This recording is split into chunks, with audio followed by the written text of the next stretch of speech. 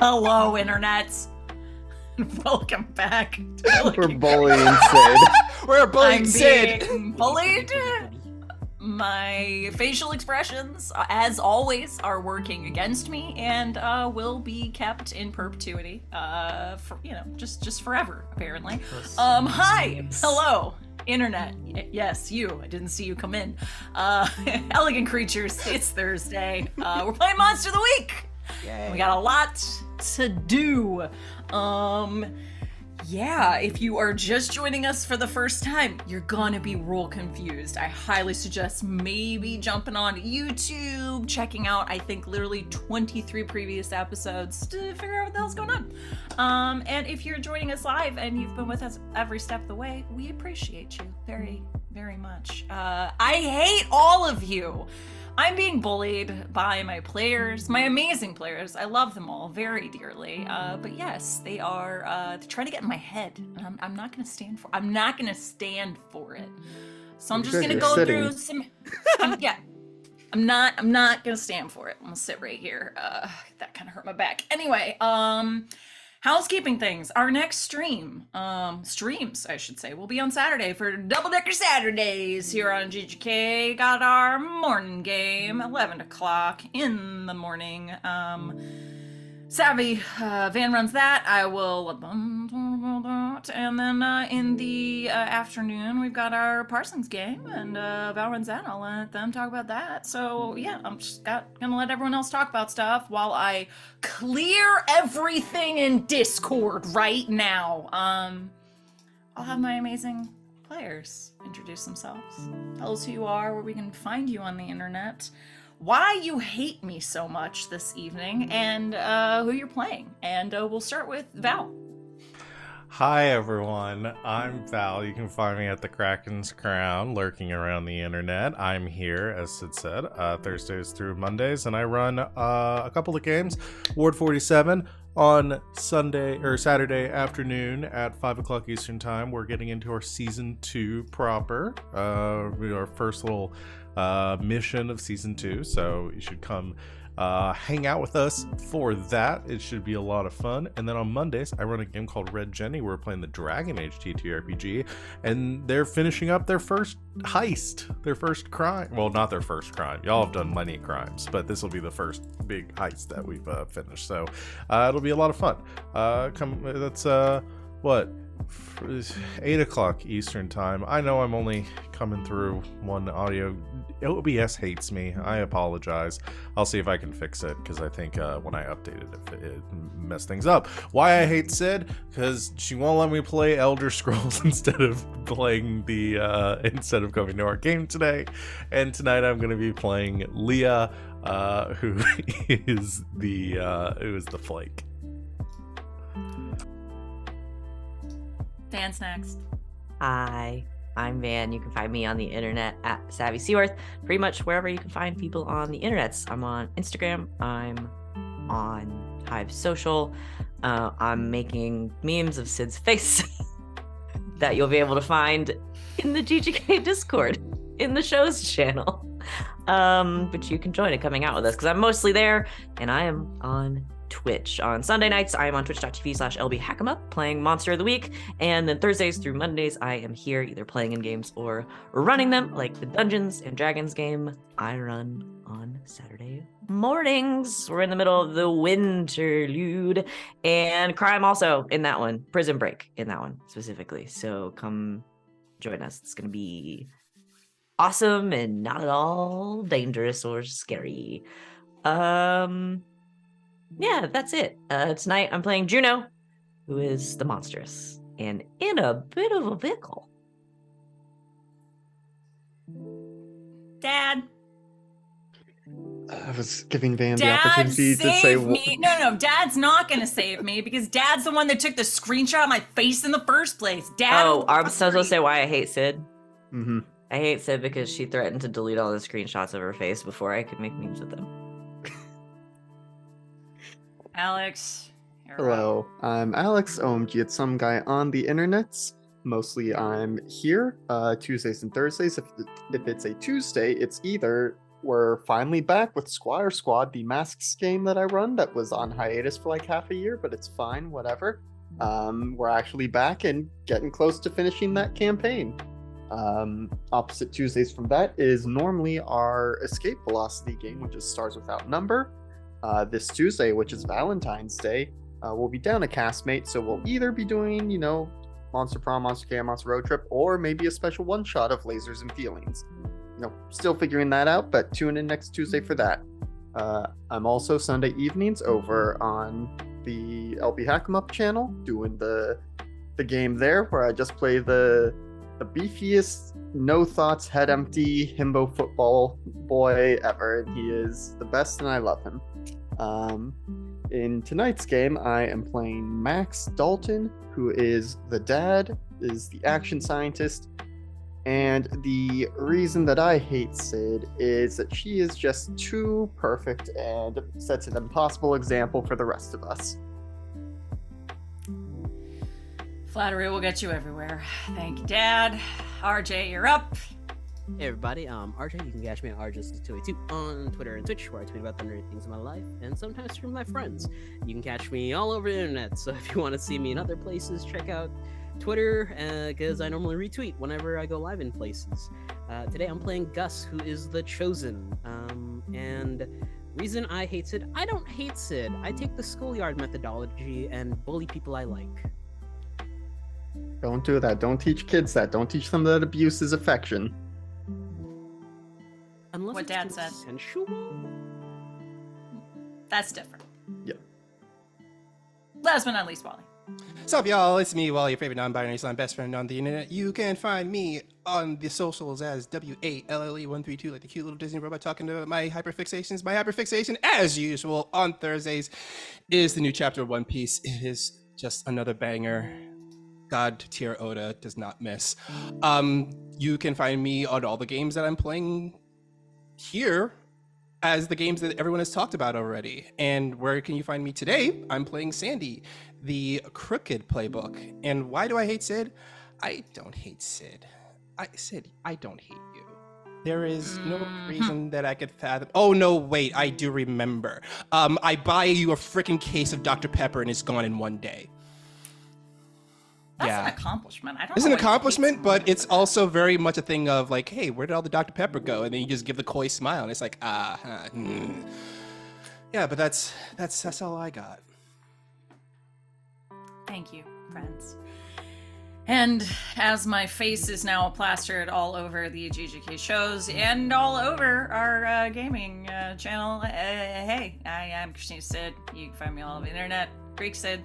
I'm here Thursdays through Mondays, and Thursdays I run this game. We have some shenanigans to get to, so we're gonna jump right in. Hey Dad, it's been 2 weeks. Do you mind doing a recap for us and taking a plus one forward? Yeah, I can try and piece together the nonsense I put on the page last time. So, we all arrived in the Queen's limo at City Hall where the gala is taking place. There's some press and an entrance reception because it's lots of fancy bigwigs. We certainly look the part and fit in with them. It's a big old building. Entrance hall has tables and a stage for a band and some presenters. Pretty much everyone is in black tie attire. There is security searching for weapons and other contraband. Most of us successfully managed to smuggle our various weapons in, and some of us don't need weapons in the first place. So we do get to the door greeter person, and when Leah hands over the invitation that says we are here on behalf of the Queen, we get some extra scrutiny. But they do let us in. But they very clearly speak into, the security wristband thing. And Leah informs the rest of us that there may be an issue. Let's see. Leah and Juno went and got some drinks for us. Coming back to our table where there is a 6th nameplate. All the nameplates simply saying, we are the Queen's guests, so it's not like it tells us who's going to be there. But for now, that spot is empty. Leah starts scoping out the crowd to see who is here, as this is ostensibly a recon mission. pretty much everyone here is some kind of big wig or another. Sandy and I both get to work putting some schemes, trying to bilk these rich folks out of their money. And if money actually mattered in this game, we probably would have been very successful. But it was fun nevertheless. As I am going around, I spot a familiar face in a corner. Someone that I used to work with way back when. I knew them as Liz, someone I'd worked with even before the convergence. And she seems to be doing something with the security here. When I go back to the table and tell everyone about her, Gus looks over, and it is Master Sergeant Elizabeth McGill, the person who sent him and Sam and the others into the jungle for the mission where they all died. As we are digesting that, the band strikes up and the mayor, or not the mayor yet, the MC takes the stage. Though they very quickly introduce the mayor herself, Madeline Kenny, who, looks wonderful, but gives a very bland, perfunctory speech. And Leah can tell that the only actual lie that she says is that she's thanking everyone here for their support. Gus tries to get himself taken out by security by pretending to tell someone to take the shot against the mayor.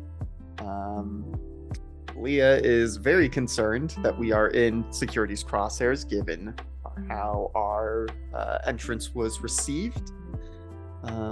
Soon enough, the mayor finishes her speech and takes a seat at a table near the stage, and Leah begins to start reading her mind, warning us not to go anywhere near the mayor.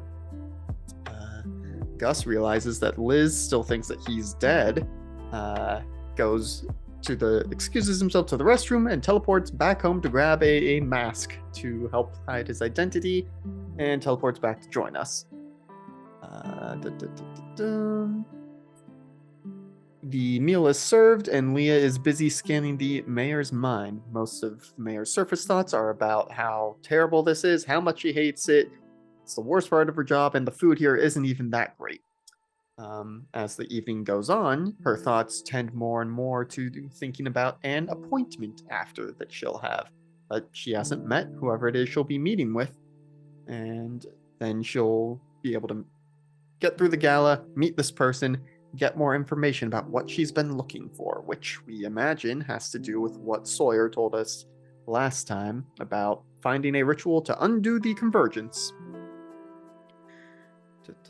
Leah realizes that the mayor is an extremely ruthless politician, and any stray thoughts that she has about the King of Visions, who she is keeping up some kind of relationship with, there is no romance or heartfelt feelings. The only thing she does care about are her optics and maintaining her power.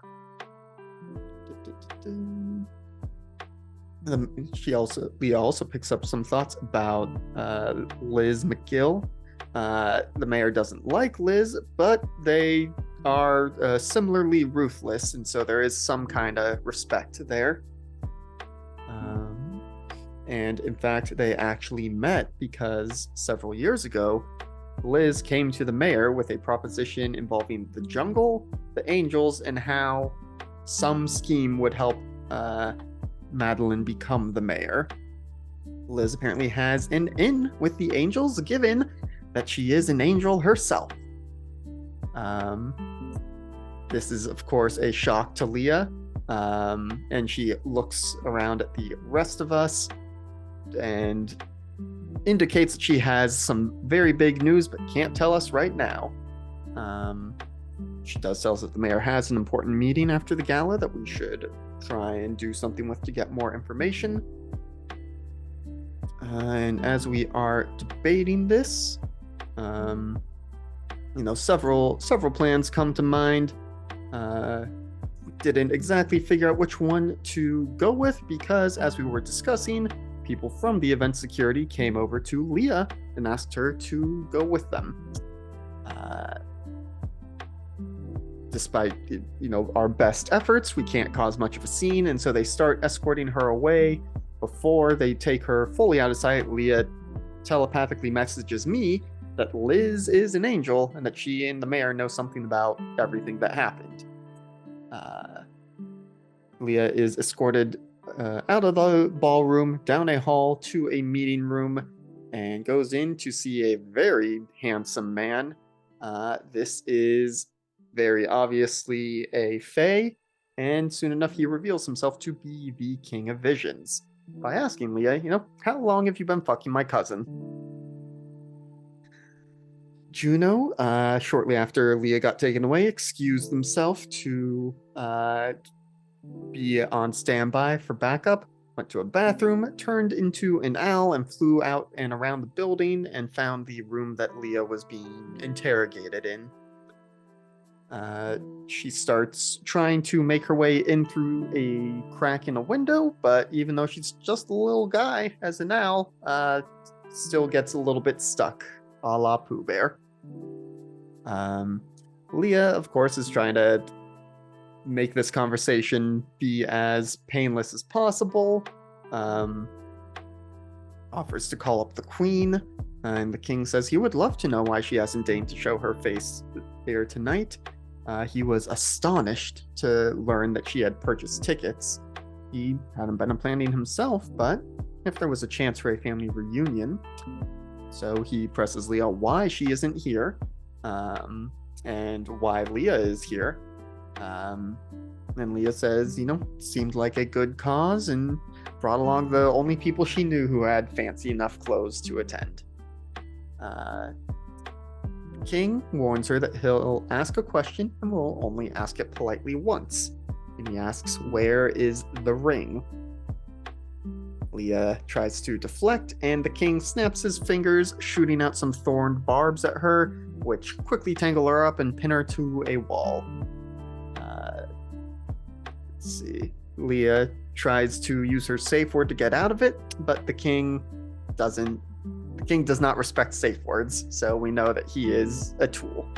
Let's see, where am I in my notes?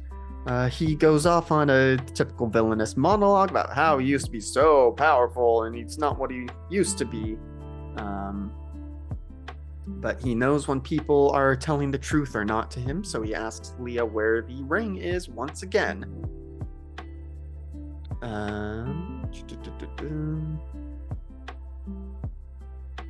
Leah asks what he would be doing if he was in her position and being asked to caught between two powerful people. He says that Leah might as well have asked what he'd do if he was an ant running away from the bottom of a shoe. Just really hammering home how much of a dick he is. Juno very subtly lets Leah know that she is there, and Leah just starts spouting nonsense at the king while mentally asking Juno for some backup. Juno tells Leah that she is working on something, pops back out, turns into a crow, and then flies straight into the broken window, which cracks it open, crashes through, and falls onto the conference table in a fake daze. The king whips around and a security guard bursts in. The king waves them off, telling them not to come in until he says so because it's going to get messy. While the door is open, Leah attempts to sneak out and escape as Juno is playing distraction. Leah has to physically tear herself out of the vines, which is not a lot of fun, and makes it through the door, starts running back to the ballroom, shouting fire. Meanwhile, back in the ballroom, the boys discuss their various plans here. Sandy says that he could go and talk to the mayor about some potential business prospects, while I go talk to Liz, with Gus being on standby to show himself to Liz and be like, surprise, I'm alive. Gus is a very angry boy right now, and essentially says that he's going to stab Liz if he gets close to her. So We don't want that happening. I make my way over to her. She asks why I'm in a ridiculous outfit. And I ask her what her people did with Leah. She says that Leah is in no danger and will be back in 20 minutes. She tells me to just enjoy the party and claps me on the shoulder. And I can feel just how powerful she actually is as an angel. And thinking that she is responsible for the death of Sam, something in Max twitches and the speakers at the event burst into flames, just in time for Leah to show up and be shouting fire. I mean, come on. Amazing. As always, thank you, Alex, for our amazing recaps. Please take +1 forward. Get yourself and Alex in yo game. All right. So we have 2 places where we would begin. And I feel like we have to begin with some ass kicking, because it's been a while since we've had an ass kicking on the stream. So I think we're going to begin with Juno. Juno Crow. Chrono Juno. Chrono? Chrono Trigger. Chrono Trigger. Right, Chrono Trigger. No, no. Oh, don't get Chrono Cross now. Can I help you? You good? I'm fine. You want to say anything before No, I'm we good. start? I'm good. Y'all set? I'm fine. I'm good. Okay. Okay.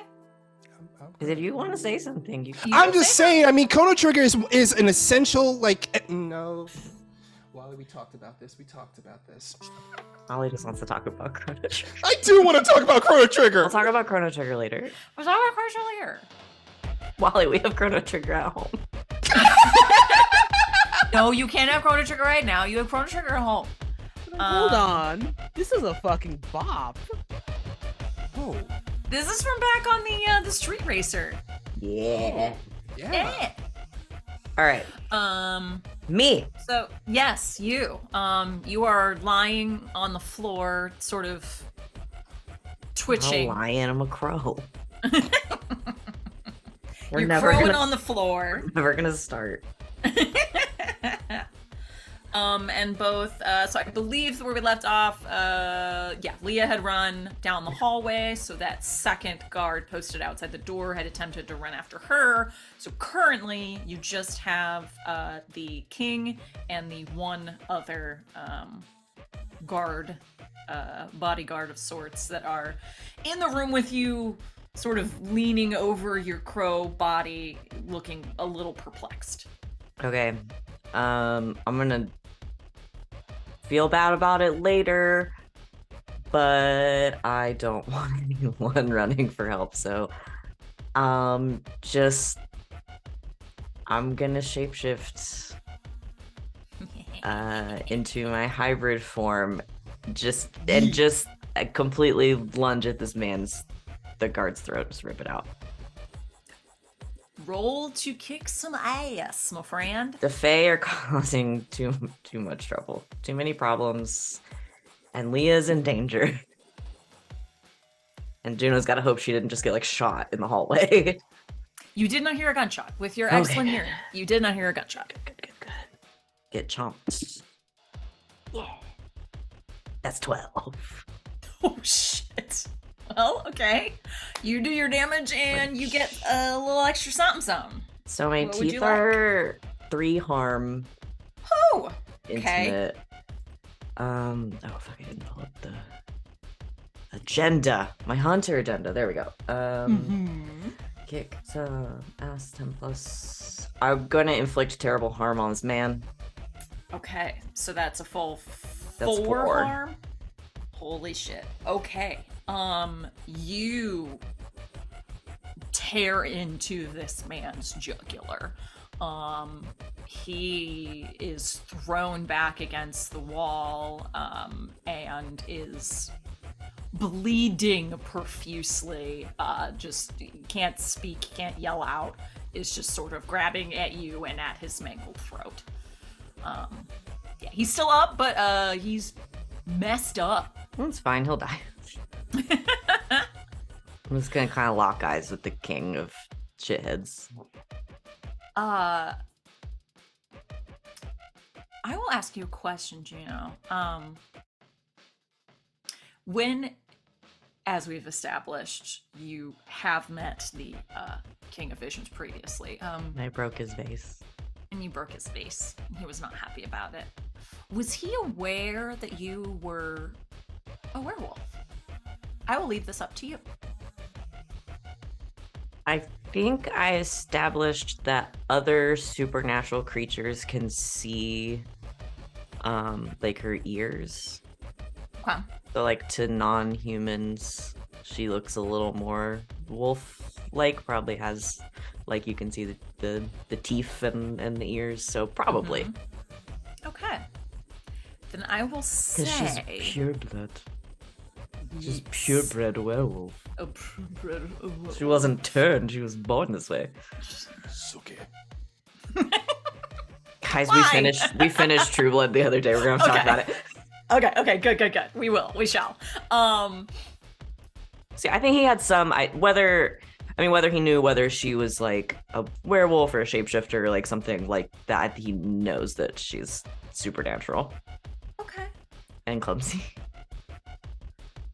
I think in this moment, then, given that we kind of have established that he had a bit of knowledge about Leah coming to this event and was given a sort of advanced notice of some people arriving with her, that he is just going to kind of stand his ground, look at you up and down, and smile slightly.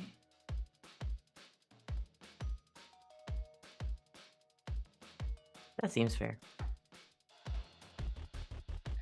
I didn't think we'd see each other again so soon. I believe, in fact, I did say that last time that we met, that the next time that we did, you'd be dead.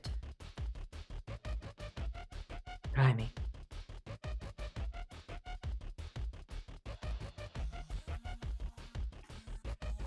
He shall. He's going to attempt to do something very similarly to what he did to your pal Leah, and shoot out some very spiky looking vines from his fingertips. Juno, I'd like you to act under pressure. Okay.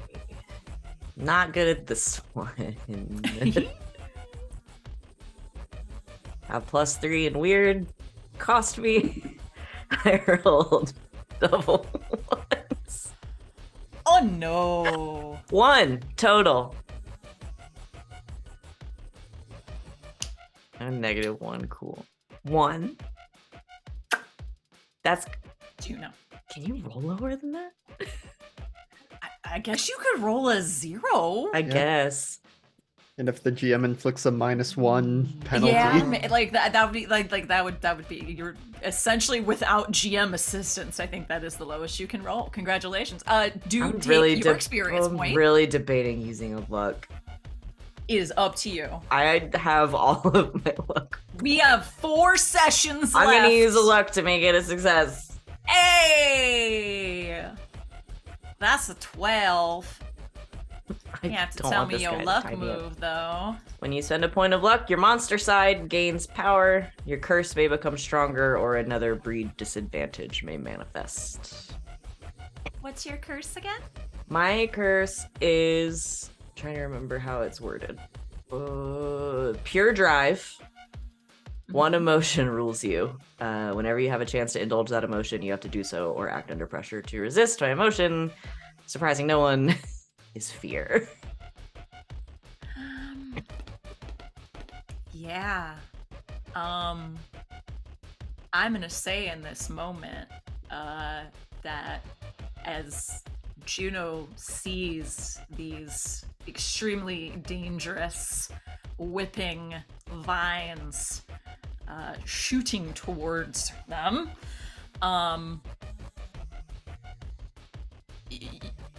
she goes a little Kill Bill in this moment. Like there's just seeing red and self-preservation, and we must take care of the thing that is trying to hurt us. And I would say that, I don't know, perhaps Juno launches herself at that threat. Yeah, I'm not gonna try to resist this. That's very Pretty fair. sure I'll fail anyway.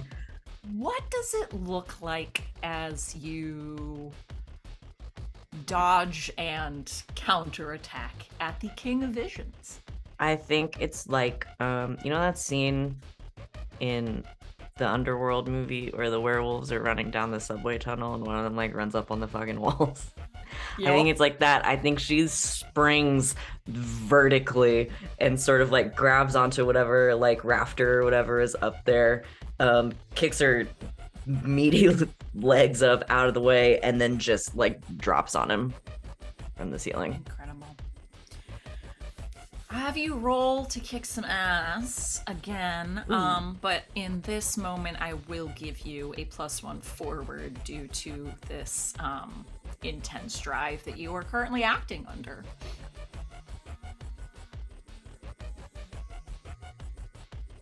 Plus an extra one? Yep. 13, baby. Alrighty then. Woo! So that is your damage and a little extra something something. I am going to inflict terrible harm. Excellent.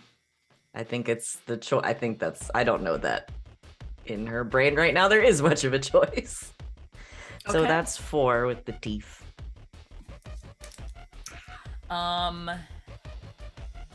You tear into the collarbone and shoulder of the King of Visions, and it's a horrendous wound, and you do see him begin to bleed profusely from it. He doesn't make a sound. He just stares up into your large, elongated, muzzled face, and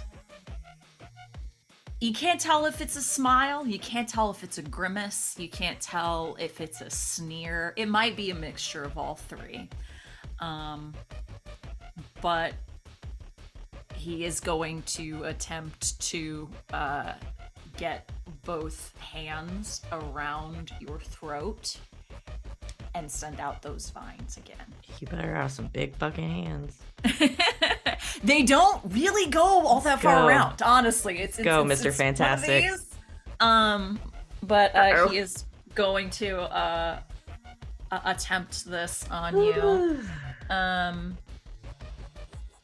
mean, you're right there. I don't even think he needs to roll for that to catch you with these. He does wrap these vines around your throat, and you'll take 2 harm.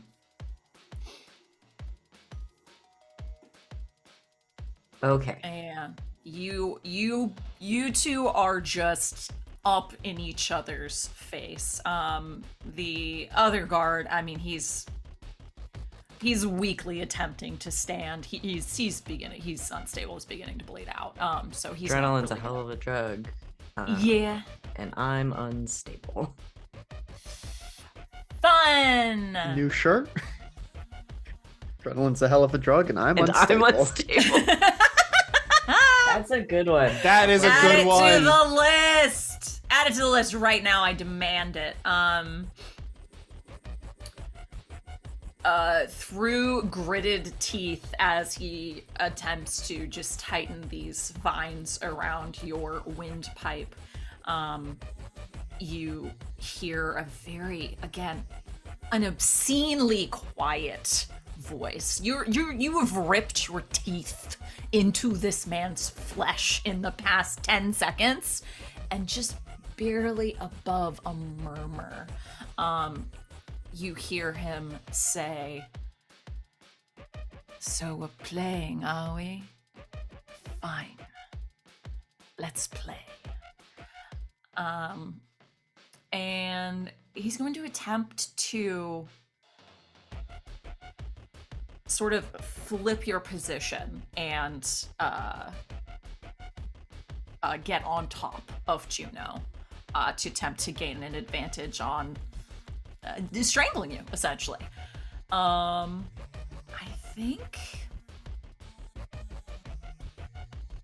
think this is yet again another act under pressure. Yeah, that seems right.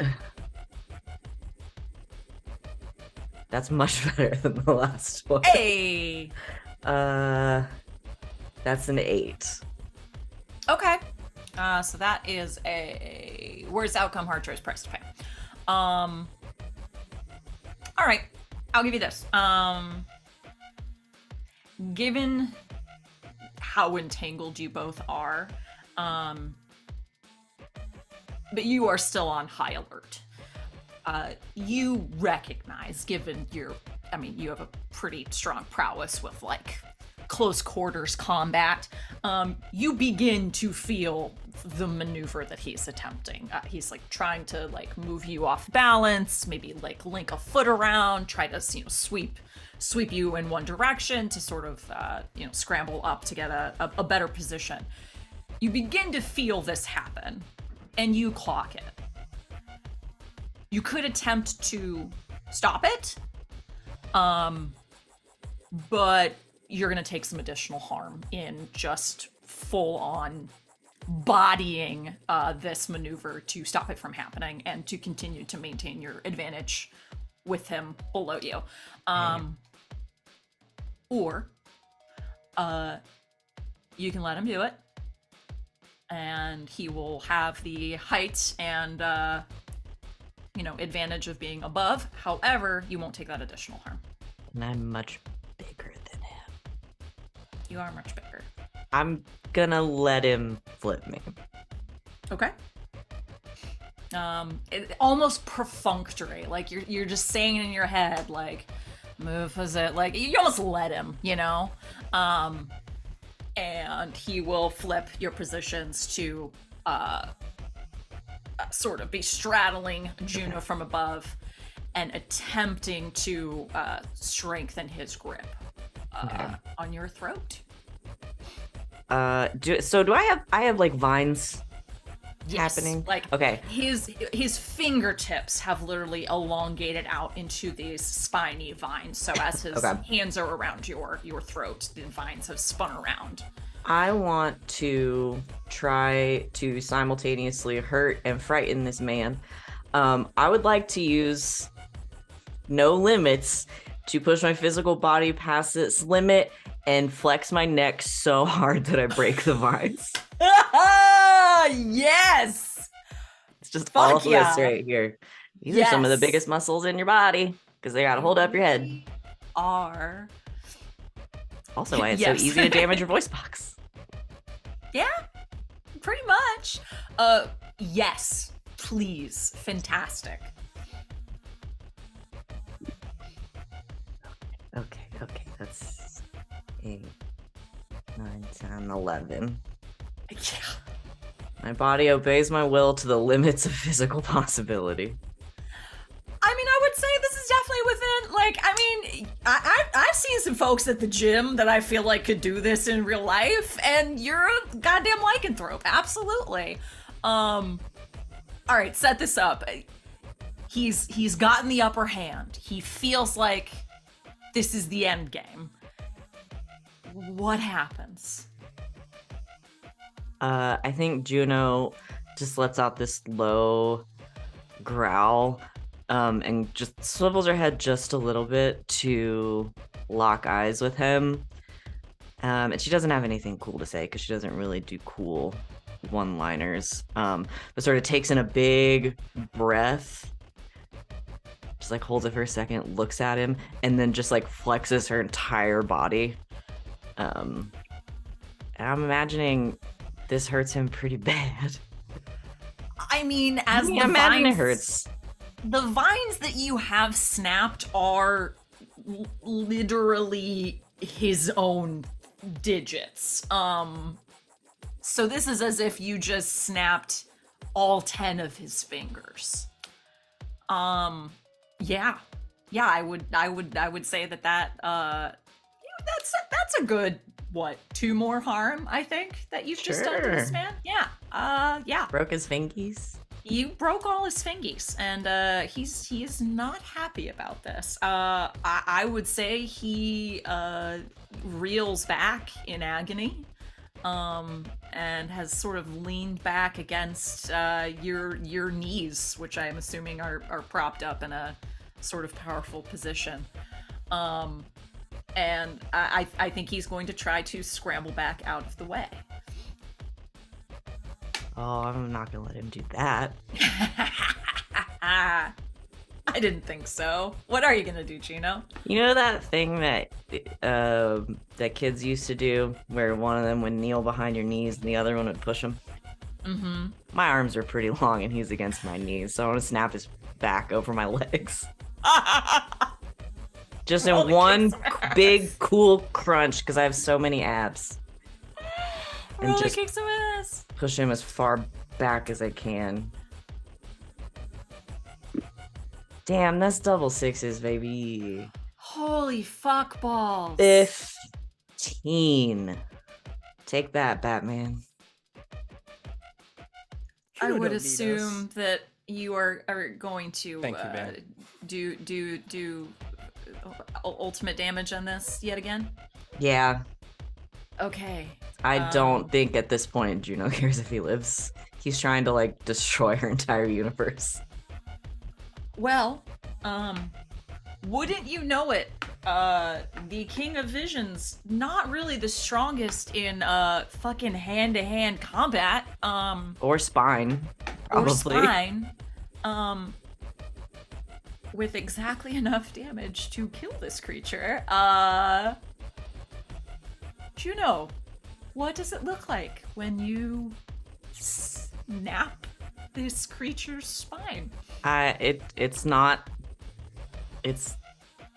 He doesn't even see it coming, I don't think. I think it happens. It's not prolonged. I think it's so quick. I think there's just, like, throws up her arms, and, like, braces her knees against his back, and then just, like, throws herself forward. Just uses her whole body weight to snap him backwards. There is a sickening crunch. And with just the twitch and bulge of surprise in this creature's eyes, he lets out a soft gasp. And he's gone.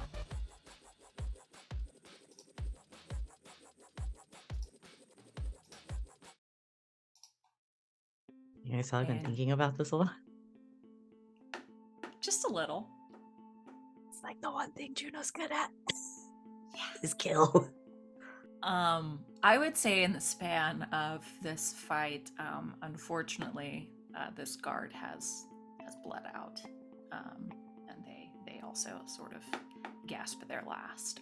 Juno, you are left in this bureaucrat's office conference room with a dead man and a dead Fae royal.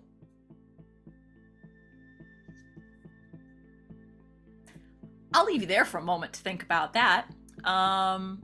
As we head back into the main ballroom.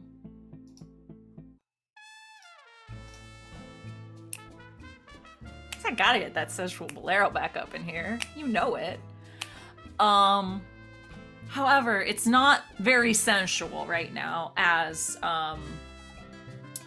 a monitor on the stage has exploded into flames as Leah has conveniently run barefoot, beat up, into the ballroom and yelled fire. That's it. Fire! Oh shit, there actually is a fire.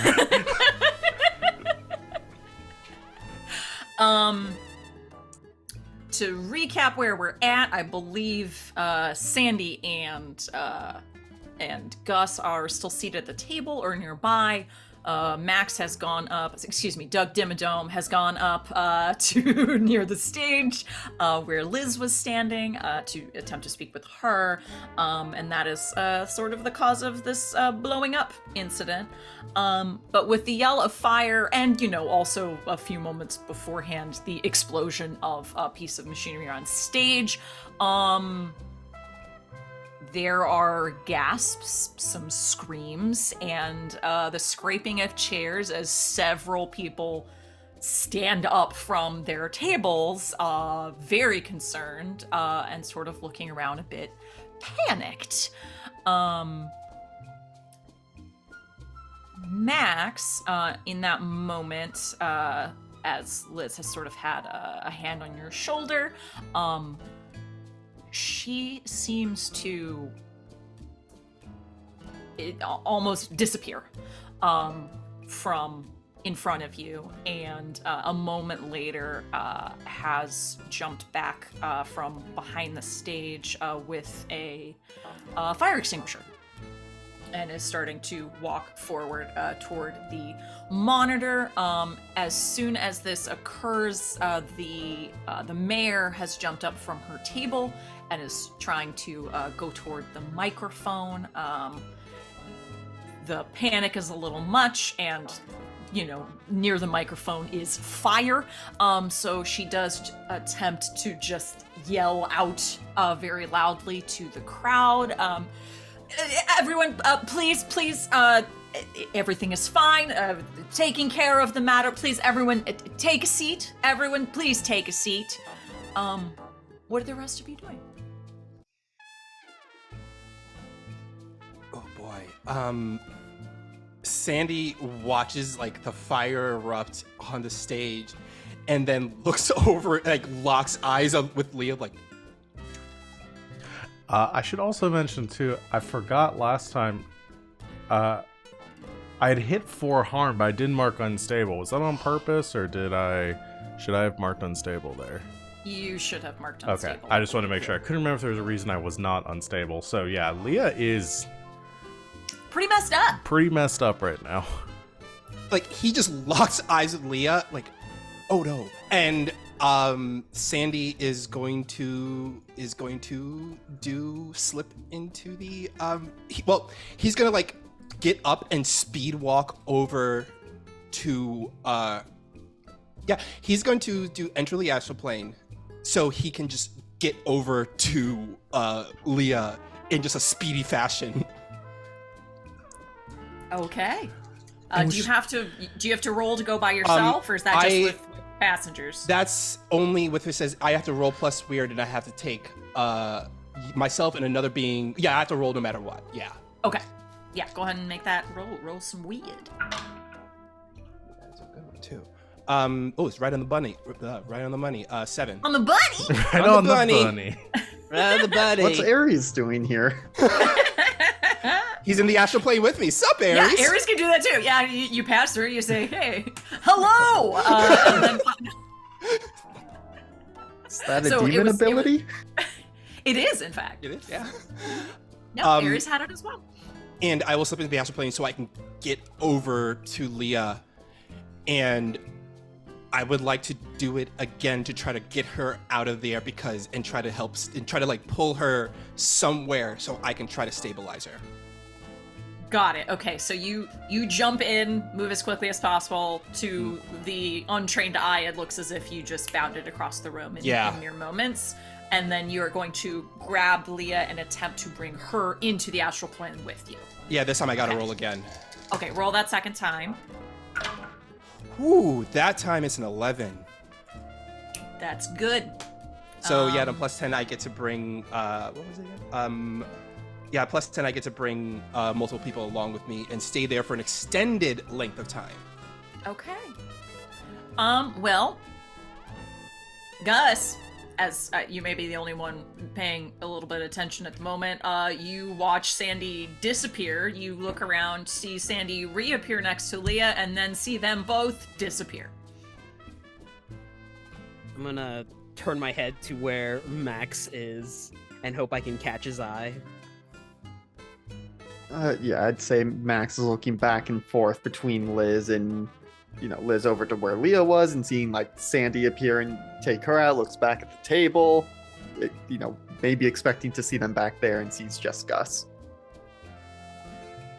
Emphatic hands like, well. I think Max is going to make gestures like with his head down the hall where Leah came from. Because we still don't know where Juno is. Yeah. Has not returned. Okay. Yeah, Gus is going to surreptitiously stand and try and make his way down the hallway. I would say that's fairly easily done at this moment. This honestly not a huge deal, as Liz has jumped immediately into action, having, fire safety is important. Anytime you have electronics on hand, make sure that you have a fire extinguisher, not a water-based fire extinguisher. Never. Something that can take care of an electrical fire. Always have it Never nearby. It's very important. Water It's good safety. on chemical or electric fires, please. Good rule of thumb: Mm-hmm. don't use water on fire. I know it sounds crazy, but there's a lot of fires Yeah. that you You should can't use use water water on. Always use a foam base. Don't use a water Keep a base. y'all. foam-based fire extinguisher around. And always check your pressures too. You've been informed. Check the expiration dates. Always check the expiration dates. Make sure that shit's up to code. And if you don't have water, just let it burn. Or if you don't have anything else with water, just let it burn. Just see It's what meant happens. to be. It's meant to be. Let it go, and if you're meant to It's have kismet. it, it'll come back to you. Oh, no. It's been burning for me to say this, but it's coming from the heart. Mm. But yes, in this, people are still pretty frazzled in the moment. But it looks like Liz is doing a pretty quick work with fire extinguisher to get the monitor put out. Looks like the band is also trying to work to see what they can do with that. To get Oh, things this back isn't on their track. equipment, is it? Oh no. Oh no. That would make me sad. It may be. Oh no. But that's okay. Hey, you know what? This is our fantasy land, and these musicians are well paid, and they happen to have a spare available, because they make a decent living wage. Because this is my fantasy, and that's how I'm the gonna have it. equipment is insured. And it's insured, so they'll be fine. They, in fact, will probably have enough money with the insurance money to buy the next model up. It's gonna be great. So Good. God, we live in a society, don't we? this is our utopia, and this is just the way it is. Anyway, As again, Gus is no making roll his way- necessary. Making your way. As Gus is making way down the hallway, he's just checking doors to see if they're open.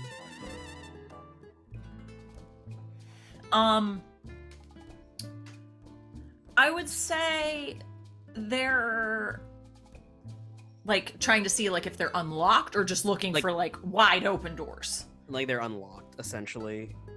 Okay. Really easy to do. I would say most of them probably are locked. But also as you get a little further down the hallway,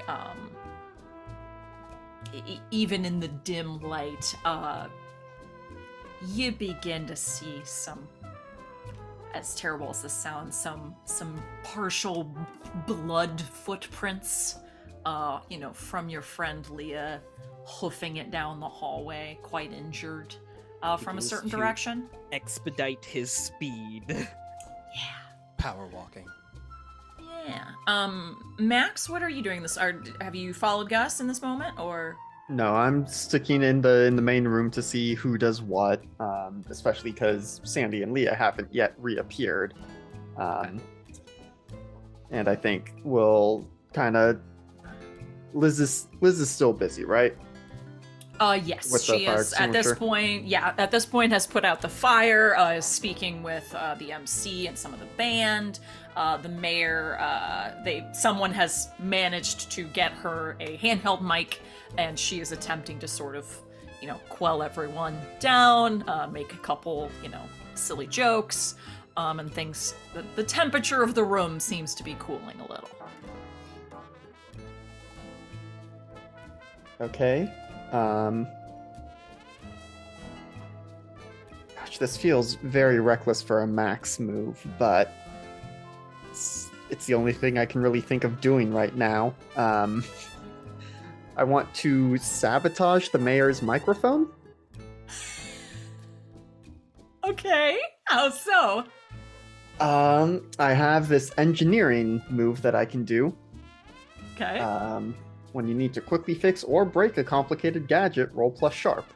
On a 10 plus, it's fixed or broken just like I wanted. 7 to 9 mixed stuff. On a miss, you do the worst thing possible to the gadget, which usually involves an explosion. Amazing. as an I AV believe RJ technician, had a That seems question. like a win-win-win situation. Yeah, it does. Basically. RJ had a question. Max saw the fire on the equipment and saw the microphone and said, it could be a little bit more on fire. Essentially. Yeah. As an Give me that audiovisual roll, technician, Max. this is making my whole heart hurt. Yeah. Just picks up the mic and drops it. Ugh. Well, it's on. Wait, why is... I don't know why I still have a +2 buff. Oh, no, that's from the... Okay. Figuring out roll, it seems like Do you roll it's this with slightly sharp? updated. Yes, with sharp, and I'm adding my +1 from doing the recap. Perfect. Oh, I have to actually hit roll. Okay, that is a 12? Why isn't it telling me the total? Oh, there. No, that's a 13? Damn. All right, what Wait, do you do no, on a what? 10 plus? How is that a 13? I got a 3 and a 6 plus 3. 9, 10. That should I be mean, 12. I mean, it's still a 12 plus, but okay. So, roll is being weird. Do I you have something in your apologize. ad ref? I don't think so. Come on, um, roll. Yeah, I will take a screenshot so you all can see why it's being goofy. It's being goofy. Um, But it's still most assuredly a 10 plus. So Yes. So I think the reason what's going to happen here and the way that I could have envisioned it going bad, even though it exploding on her would have been a win, is Max is going to subtly use the lightning gun of his arm to just like send a bolt to the microphone, and it probably sparks in her hand, and maybe doesn't actually hurt her, but it's just gonna make her lose some more face, which we know is important to her. I mean, I've done this with microphones before. You get that live mic situation, and it gives you like the worst static shock you've had. Like that's that sort of hot mic. There's Yep. a horrible just feedback noise in the middle of her like laying down some stupid joke.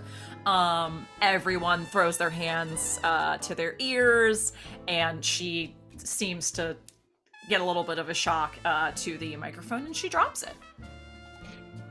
Yep. And so I think just trying to add a little fuel to the fire, even though the fire's now out, is again just trying to make her lose some face in this moment. Oh, she seems to have done so. At this point, with Liz's help and the band and the MC is able to jump on the mic to sort of calm everyone down still.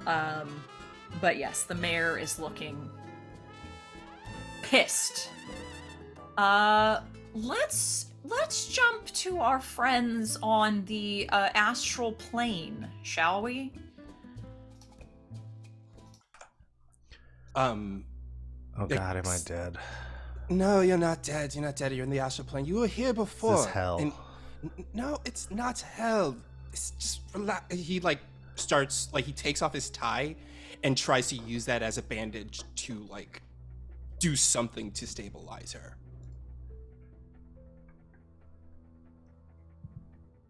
Okay. What- I mean, what- you can do a first aid, so that effectively Yeah, I don't know if would... I can't stabilize unless I receive medical treatment, right? Yeah. Yeah. Or like So you would remain unstable, but you would go down to 3 harm. You don't even need to roll for a first aid. Okay. So, yeah. Alright. So you'd go down to 3 harm, but you are still unstable. What's happened? What's exactly happened? He's tying up the band. the we makeshift need to go bandage. back. How do we get out of here? I can get us out. I can get us out of here. Just Juno is back there. We got to go back and help Juno. fuck. Okay. And he She will. was a bird? Yes, she can do that. It's a thing now. Which direction? Which direction? Follow my bloody footprints down the hall. Okay, let's go. And he will help her up and put her arm around his shoulder and so she can lean against him for support, and will head in that direction that she came from. Still in the astral plane, but then I would think when they get to the door that they came out of, he will step out of it. Okay. We'll say this is about the time then that Gus has made his way. Oh, I love Gus goes to stand in the slightly open doorway of this conference room to get to Juno, and then in that same moment, both Leah and Sandy pop back into our realm of existence, and so just all three of you are crammed into the doorway unintentionally. It's one of those moments. Sandy, Leah, hi. Gus, he will wedge himself out of the door frame, still supporting Leah. How long has it been? Since Gus ran up, it has been maybe a minute and a half since this has happened. Since I killed a man? Since you killed a man. Well, Okay. technically, too. All right. Juno's not there. Juno's not here. There are two. Oh, that is There's a dead body. one dead guard, a bunch of chaos, and because when stuff goes bad, Juno knows not to leave an electronic trail. You can burn paper notes. A piece of paper that is sort of stabbed into the wall with a letter opener next to the big broken window. But Juno and the king are gone. Okay, there's a dead body there. Did I hallucinate Juno? I lost that No. much blood. No, you did lose a lot of blood, but Whew, boy, this is a mess. Gus is gonna walk over to the note and yank it from the dagger. What's this say, Juno? Says, Panic room. Burn this. You mean the note or this place? I can do either, honestly. There's a dead guy, and my blood is everywhere. We need to go to the panic room. We need to get you patched up. We need to reconvene. I think I need to go to the hospital. Yes, we need you to get you to someplace to get you stabilized. That's a lot of blood. That'll all come from me. I don't Some of think it's this from the is guy all whose you. throat's ripped out. Okay. Yeah. Yeah, that doesn't really make me feel much better. Yes, why are there two of you?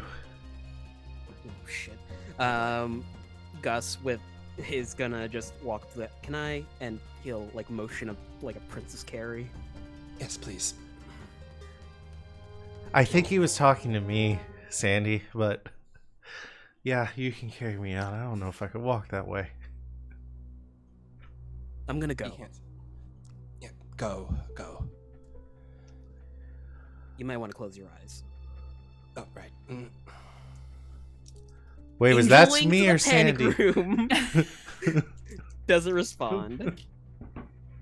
Plus weird is 6, 3, and 3 is 12. Great. No glitches. Where are you headed? Panic room. Being Max's shop? Do we have a different panic room? Do we? I think Yeah. so. Do we have a different Yeah, panic yeah. room? I don't know. have- How did you interpret Juno's note? Max's shop. I'm not a hunter. I don't have a panic room. Okay. Yeah. And so I think because we'd previously established that I've got it set up to be warded, but I think I can go probably into the keyed. house and then. Yeah, either you can just get into the house, or we can say that we've keyed you into the wards. But not Leah. Leah just ends up. Shunts it out into the garage. Leah, you hit a wall and are just flung to the ground. And that's how she died.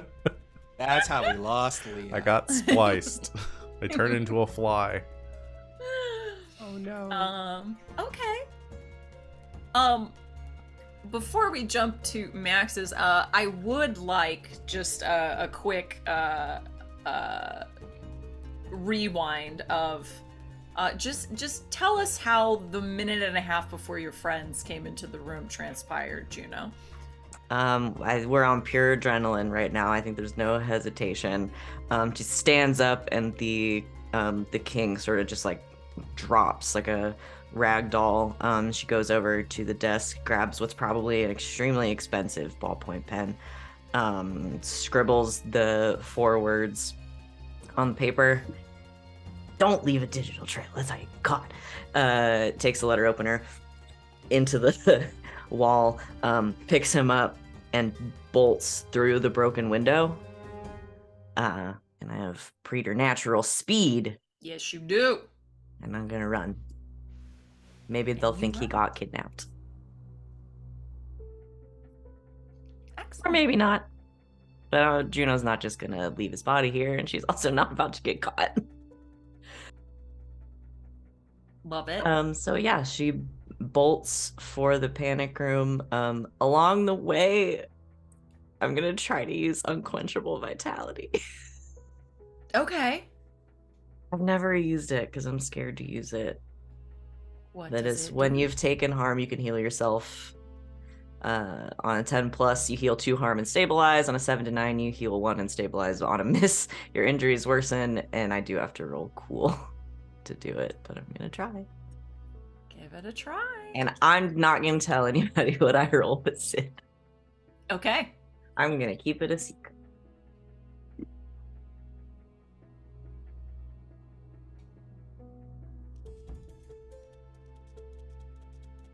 Secrets.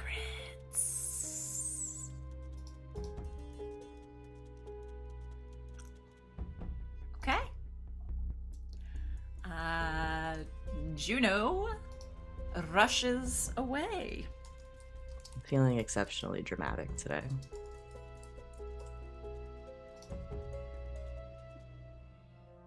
And we flash back forward to our friends. I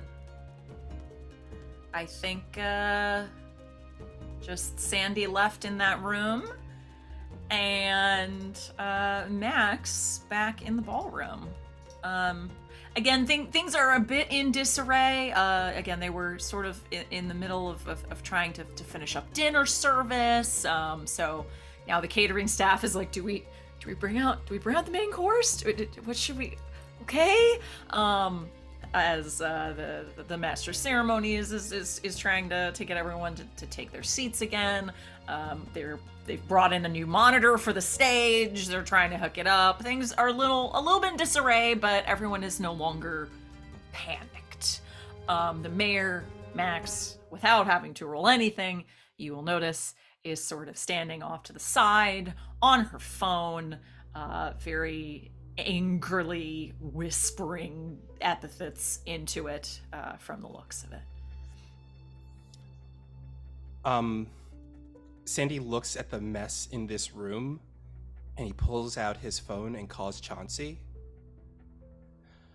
Okay. Chauncey, please pick up. What's up, boss? Chauncey, it's been a while, but I'm gonna need some cleaners. Are we talking regular or heavy duty? Heavy duty, deep fabric, deep stains in the fabric. You may need some steam cleaners. We need to clean up a big mess. Oh, that's medium duty. Heavy duty. Remember, light is just like a body. Right. Medium right. is like a room getting deep clean, and heavy duty means I burn the building down. So Oh, are no, we at, no. like, medium or heavy duty? This is a medium job, and there is Okay. one body, but we need to make this clean and fast. If you can get some people over here real fast, disguise them up as janitorial staff, get them to City Hall, go to the mayor's office, and not the mayor's You office. killed the mayor? I did not kill the mayor. No. But the mayor's dead? Oh The my mayor's god! the mayor's not dead. You didn't even vote for her. What are you yelling about? No. Yeah, I voted for the other lady. Okay. But we need a medium cleaning here at the mayor's at City Hall, one of the conference rooms. Try to get them to disguise themselves as janitorial staff so they can come in here and clean up this mess. I still have to go inform Max what's going on. On it, boss. Thank you. Can I come? Yes, you can come. Yes! But don't Hangs up the draw. Oh, bloody! And he puts the phone away, and he will casually walk back to Max, and just full confidence, just walk back into the area, and just slowly sit back down next to Max. Wait, is Max still at the table? I imagine at this point, Liz is probably too busy and taking care of other things. She has not returned to our conversation. Okay. No, not at So the then, moment. yeah, Max would probably have returned to the table and is picking clean the remaining plates. He just sits down casually next to Max, picks up the complimentary glass of water, takes a sip. So, we have a dead body in the conference room. He's speaking in a hushed tone. We have a dead body in the conference room. Juno said she went to the panic room. Leah and Gus, I'm thinking, went there to go meet with her. Leah is very unstable. She's probably going to need some medical treatment immediately. What should we do next? Well, guess the question is the mayor still going to try and go to our appointment after this? And do we want to follow her for that? We still have, we cannot sway away from that. We still have to at least get that done. All right, so we should probably... They're in the panic room. There's enough supplies there. They should be fine. They'll be fine. We gotta take care of this. Okay, so we still need to get the mayor to agree to have a meeting with us, correct? Well, we should try and follow her to whatever meeting she's got planned so we can figure out who that is. Right. Okay. Simple. Yeah. Given that I just made a fool out of her in front of the whole room, she's probably not going to be open to the idea of any more new business deals tonight. No. She doesn't know it was me, obviously. I've got some panache. Oh, you are dripping with panache. Do not sell yourself short. Okay. If we cannot get her to agree with us for any kind of new business dealings, we have to approach this from a different angle. Obviously, she is not ready to talk about business now, but perhaps we can find some way to get to talk about business later. When we find out who she's meeting with, we use that to blackmail her. Right. This is going to be very difficult. Nothing new, I suppose. he finishes his water, sets it down. How did... Turn into a cat and just follow around after her. Nothing That's what- too out of place for a cat. Nothing out of place at that at all. I'll do my best to tail her and not get spotted, but I'm worried about that Liz woman. How good is she at, being aware of everything around her? I mean, pretty damn good. Didn't do too much in the way of actual field work with her, but she wouldn't have been in the position to be calling the shots if she didn't know how to hold her own. Okay. Looks like this event might be going belly up very soon, which means she will probably leave quite after giving some kind of speech to save face. She'll probably leave right after that. That is when we'll follow her.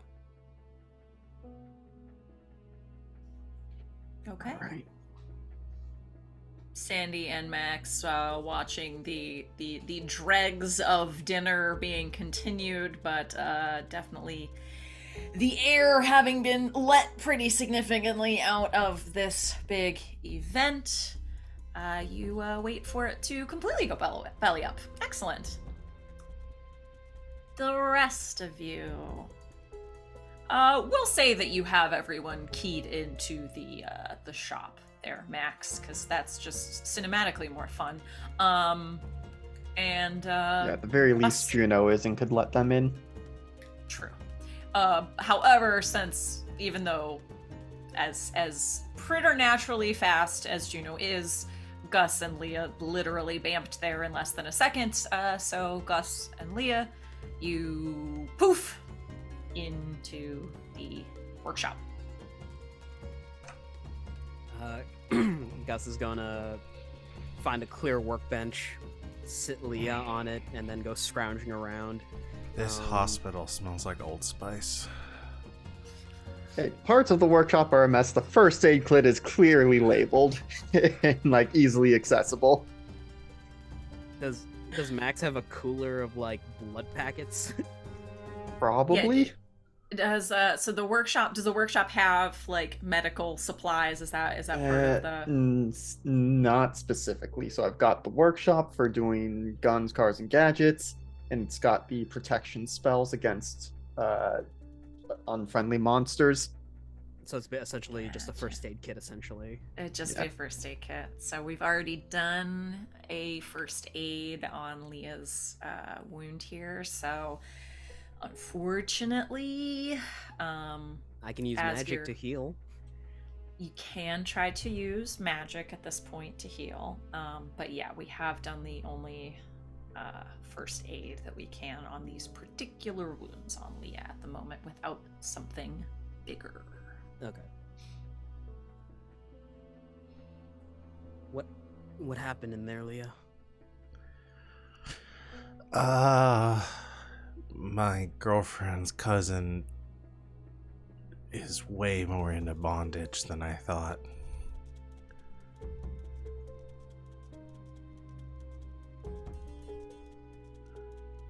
Okay. So, Can I what? get a you juice were having- box? Pops open the cooler, grabs like a high C ecto cooler out of it. So what? Nice This was just pull. a tryst gone wrong. No. The king of Visions, right? Was sort of pissy with me and was asking about the ring. And I was me. There is a long sigh as Gus takes Leah's hands and guides the straw into the hole.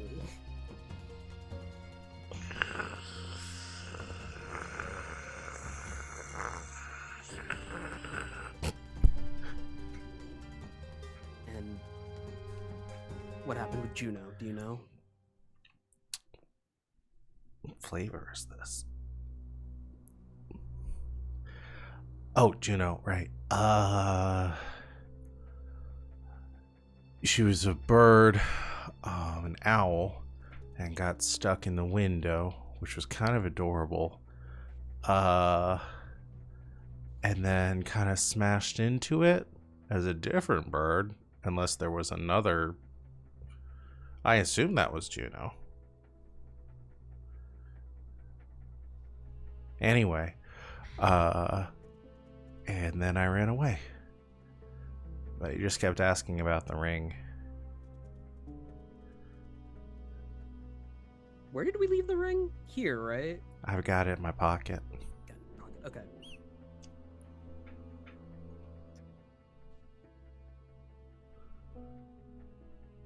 This has gotten so much more dangerous.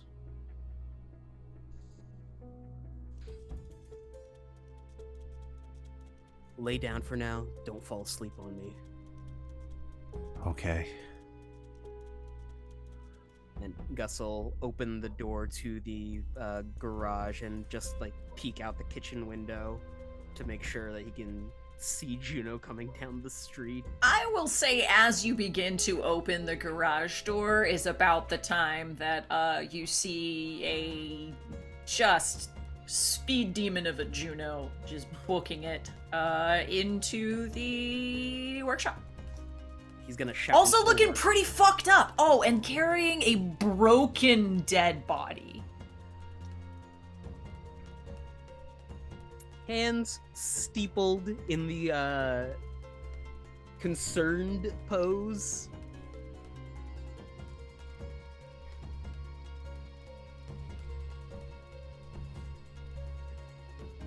But we'll let Juno in. Yeah, Juno busts into the panic room. Just drops the king in a corner. I think that's it. I think the adrenaline is gone at that point. I think she loses the shapeshift and just kind of falls. I mean, is really it's bad. It's really bad. Gonna run over and just 2 hands on the chest, clear, pump magic into her for what was it? Heal 1 harm from an injury.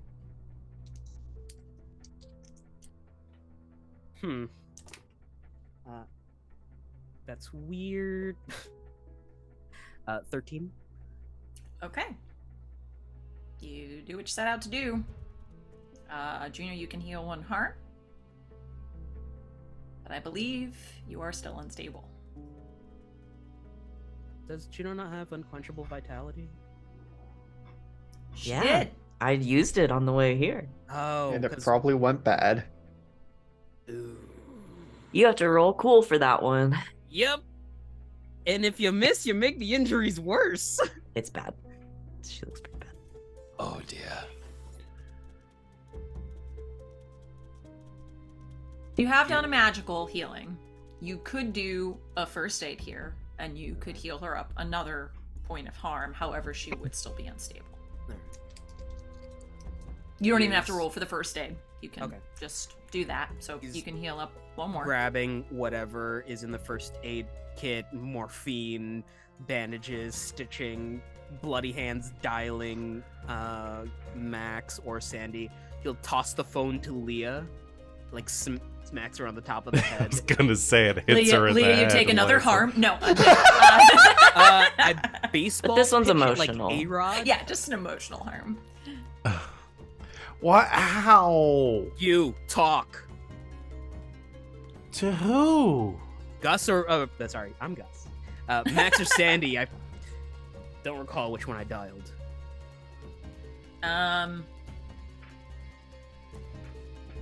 Low Max, high Sandy. You dialed Sandy. Perfect. Is Leah okay? She's fine. She's fine. I'm not. I'm bleeding. This isn't a hospital, Gus.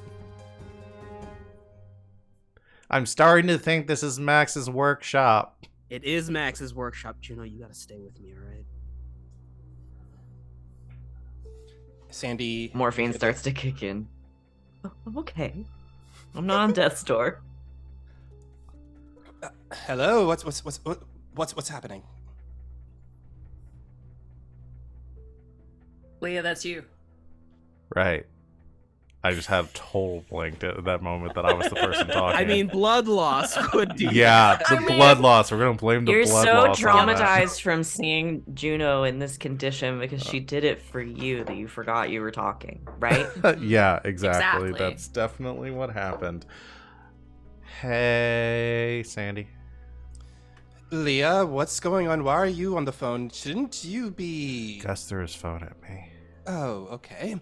Okay, but what's happening? What's going on? Is that Juno? Yes. Juno is here. We're at Max's workshop. Okay. I don't is think everyone Gus fine? is gonna take me to a hospital.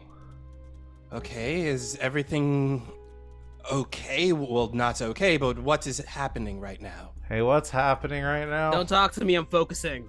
I think as Max is overhearing this conversation, pulls up his phone and basically pulls up the cameras, security cameras, and is like, oh, fuck. What do you mean, oh, fuck? Gus is over Juno, who's bleeding pretty profusely. Leah is just on the Also the bleeding bench, pretty profusely. bleeding pretty profusely with the phone. I think at this point we're probably bleeding about the same amount. Yeah, I'd say probably so. death by 1,000 cuts versus your whole situation. Okay, change of plans, Sandy. Fuck the mayor. We gotta get back home and keep our people safe. Hey, Sandy, Got I'm it. gonna hang up on you so I can It- call an ambulance. Right. Just don't fall asleep. And he will hang up, put the phone away. He will instantly look around to make sure Chauncey is coming in with the cleaning crew.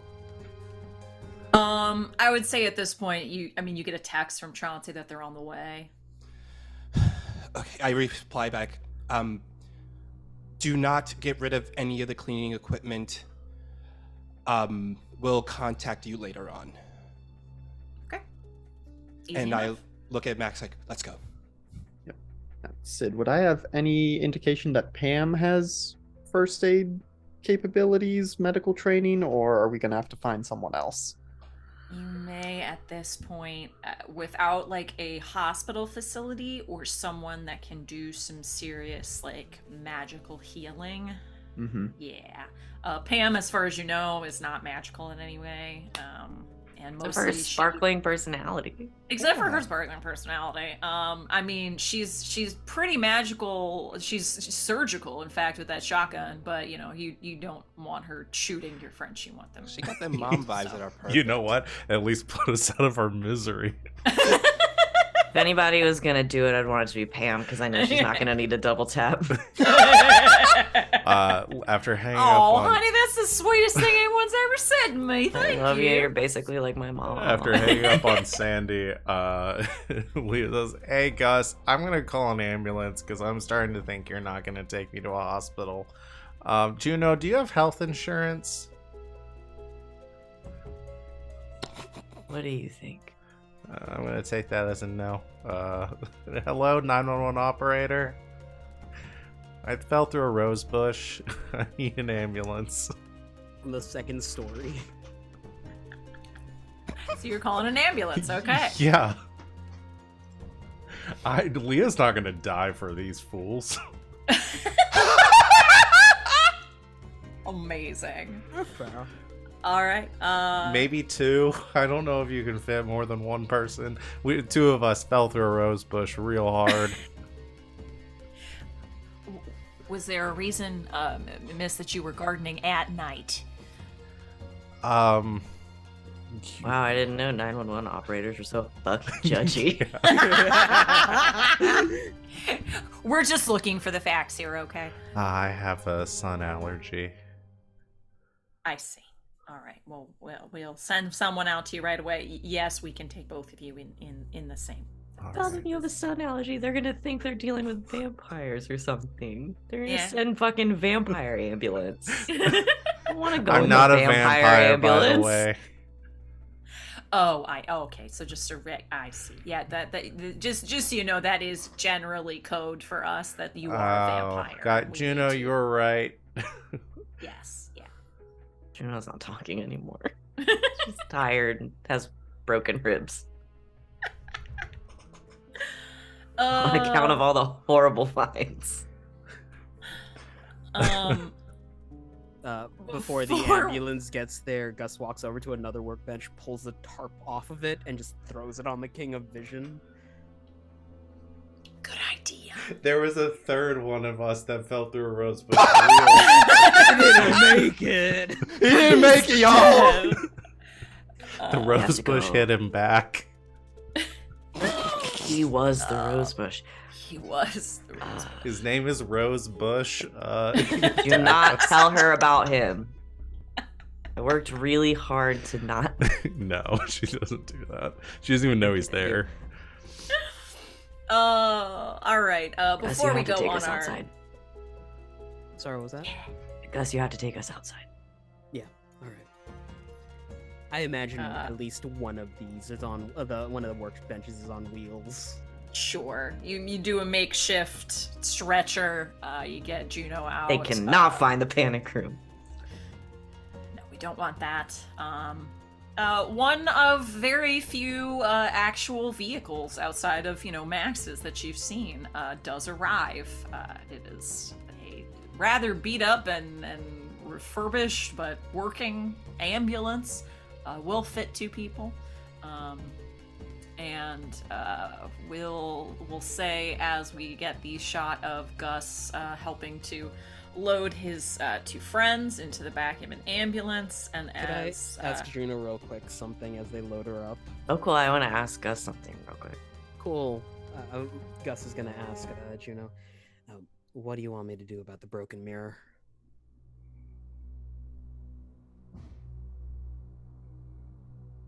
I think we'll have to deal with it tomorrow. Just, it's not a big deal. Don't let anyone freak out. We'll fix it. Look on the face like, I'm kind of freaking out, but alright. You bring me some clothes. Yeah, I got you. Thank you.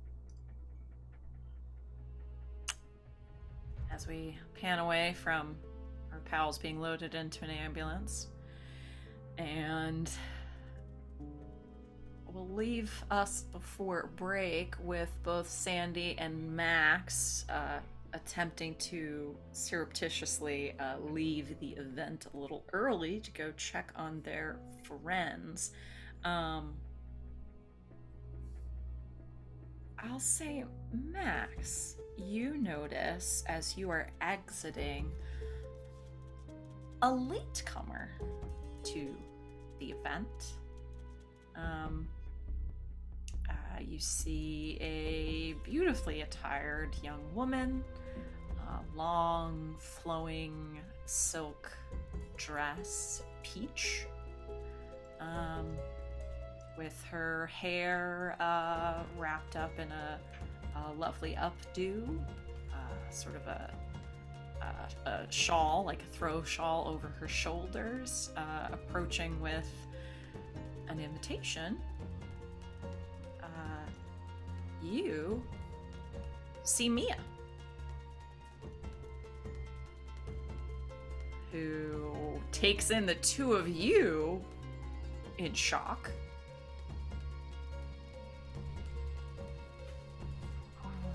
What are you doing here? You don't want to go in there? You should come with us. We gotta talk and get out of here. Let's just go. Just turn right back around. Just walk casually, turn around. Were you our sixth, or are you the one meeting with the mayor? Both. Like he just Sandy inhales, just looks at Max. And that's where we'll leave it before we take our break. Hey! Let's get some fun in here. Come on. Where is it at? Where is it at? Find my favorite. Find my favorite. Haha!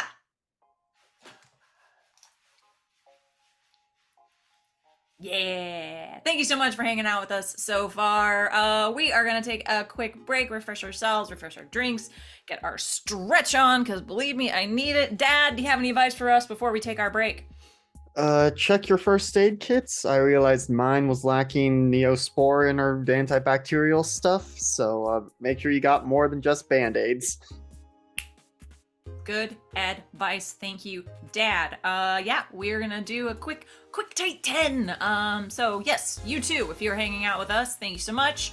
Refresh yourself, grab a drink, grab a snack, go to the bathroom, do your thing, and we shall return shortly. See you soon.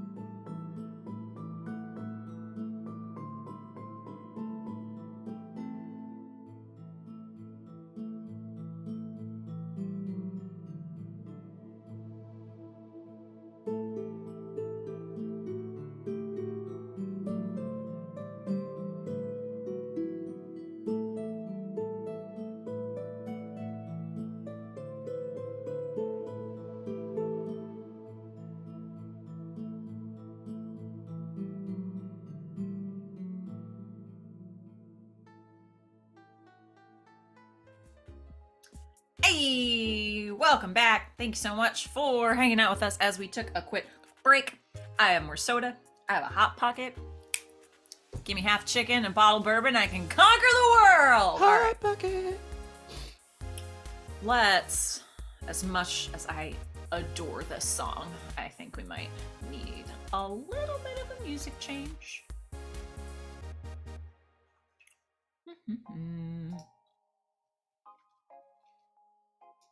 Mystery.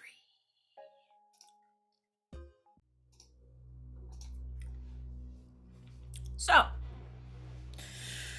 as some of your friends are being rushed, if you will, to a hospital for some much needed medical treatment, Sandy, Max, you ran into what I would assume to be one of the last people that you thought you would as you exited City Hall after the kerfuffle that occurred at this event. You see Mia, also looking pretty confused as to why you were there as well. So you were coming, but you didn't know that the Queen had gotten us invitations too? I haven't spoken to Her Majesty in quite some time. You said we should go. Can we go? Yes, let's go. Let's talk and walk. Let's just walk, and we'll head outside with her. And what did you mean you had a meeting with the mayor? It is a very long story. Oh my God. Do you still have it? The pentacle, corpus, what my brother gave you?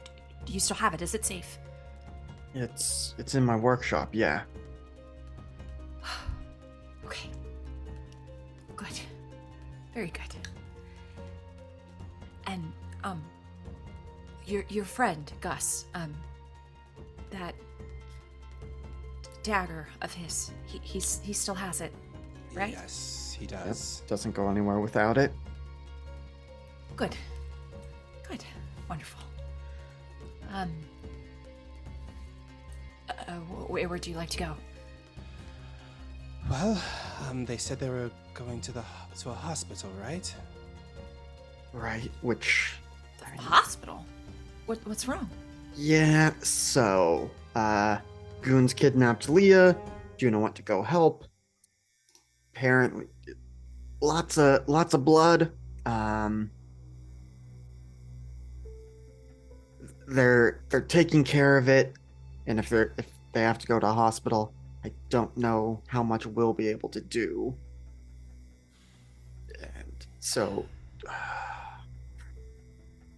All right.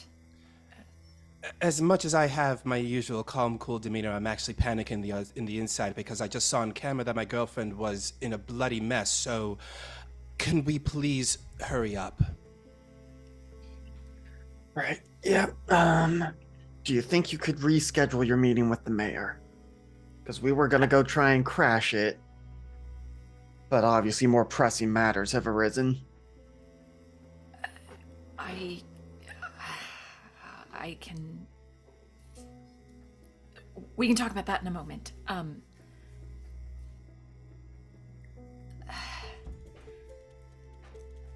don't even know where to begin. All right. Those items are safe. Yes. The dagger. This may be an odd question. You haven't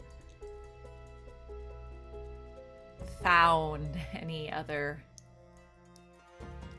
items that may, for one reason What or kind another, of item? a ring, perhaps, or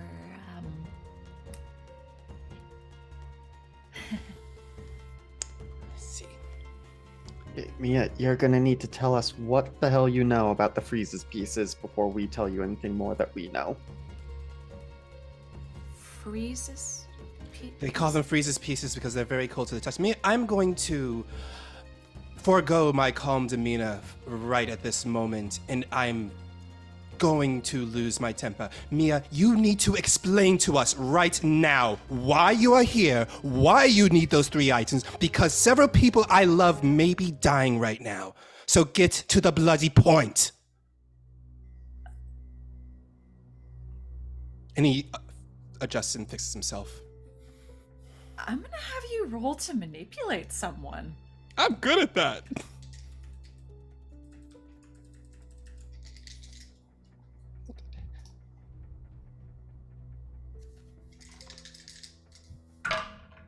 Oh, that is a 12. Okay. Well, I believe she'll do it for the reason you gave her. She looks a little startled,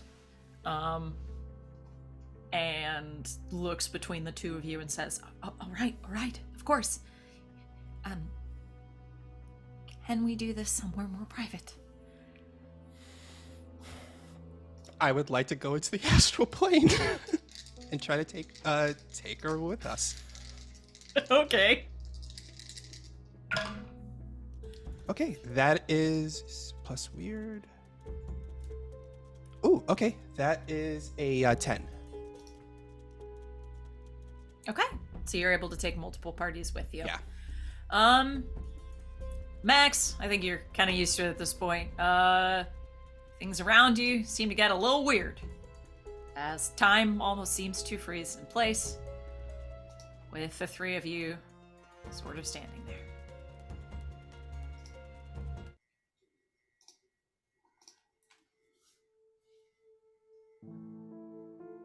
All right. No idea what this weird shit is, but okay. I've just...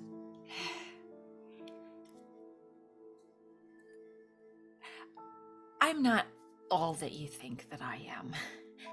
I'm quite a bit more.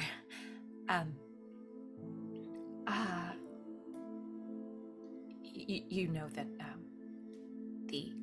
Her Majesty is a client of mine and a dear friend. Well, I'm not just a courtesan. I have certain other abilities that make it easier for me to, well, get information when needed. And Her Majesty will occasionally send me off to do that. This was not under anything that Her Majesty sent me off on. This was a more personal mission.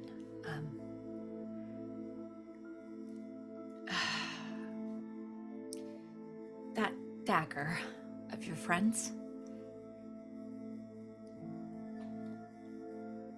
is quite possibly one of the most powerfully magical objects currently in existence. How powerful? Well, on its own, it is quite a powerful weapon.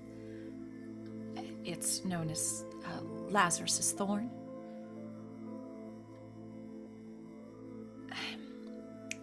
Not a lot was necessarily known about it, just that it chose its wielder through death. He looks at Max when she says that. That explains several things. And the pentacle and the ring.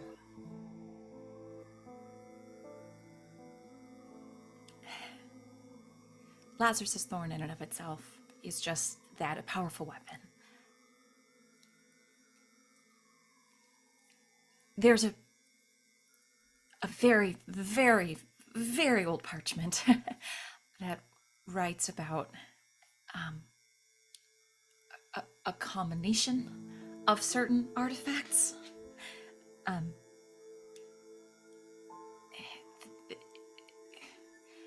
They just refer to it as the dagger. Capital T, capital D. But the dagger must have all of its parts in order to summon something called the Scion. And when all three are together, it becomes the dagger. Not 3. There are 7 in total. Do you have a piece of paper or something?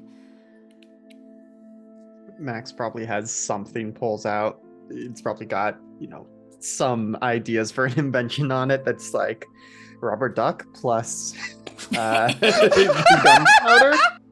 Rubber duck plus gunpowder plus lubricant equals profit. Okay. She takes a piece of paper, finds a spare page, and draws out what looks very rudimentary, like a sword or a dagger. This is your friend's dagger, the Lazarus Thorn. There are pieces that must be involved. Chad is calling me out. Yes, 3 and 7, they're magical numbers. What do you want? Especially with Fae involved. Come on, guys. Yeah. The dagger itself is known as Lazarus's Thorn. The bolster at the end is known as Fate's Bolster, or the Band of Auspice. Connecting there is the Heart of Gloaming. She sort of draws what looks like a pendant, very similar to the pendant that you've already put onto the dagger. There are 2 parts of the crossguard. She draws them out to look like a somewhat familiar symbol, looking like a circle with 2 crescents on the outside. They are in 2 pieces. They're known as waxing and waning. And, the pentacle, she sort of draws on the bottom of the dagger near the pommel. That's corpus, what I gave you. You have that one. And then the grip itself is known as intrepid. All of these pieces together would create the dagger, which can summon the Scion. Okay. So the dagger can summon the Scion, and I'm guessing the mayor knows where one of the 7 pieces are at? Oh God, no, thank God. No, she has no idea. I think the only one that she has any sort of idea about is the Band of Auspice, the Fate's Bolster, which last I had heard was in Her Majesty's care. Okay. We need to find these other pieces before someone else gets their hands on them. That I can help with. I do know where the 2 pieces of the crossguard are. Okay. Now, this is a lot. What is your interest in these artifacts? Are you... Keeping them out of the wrong hands. You also agree we are not bringing the Scion into the picture?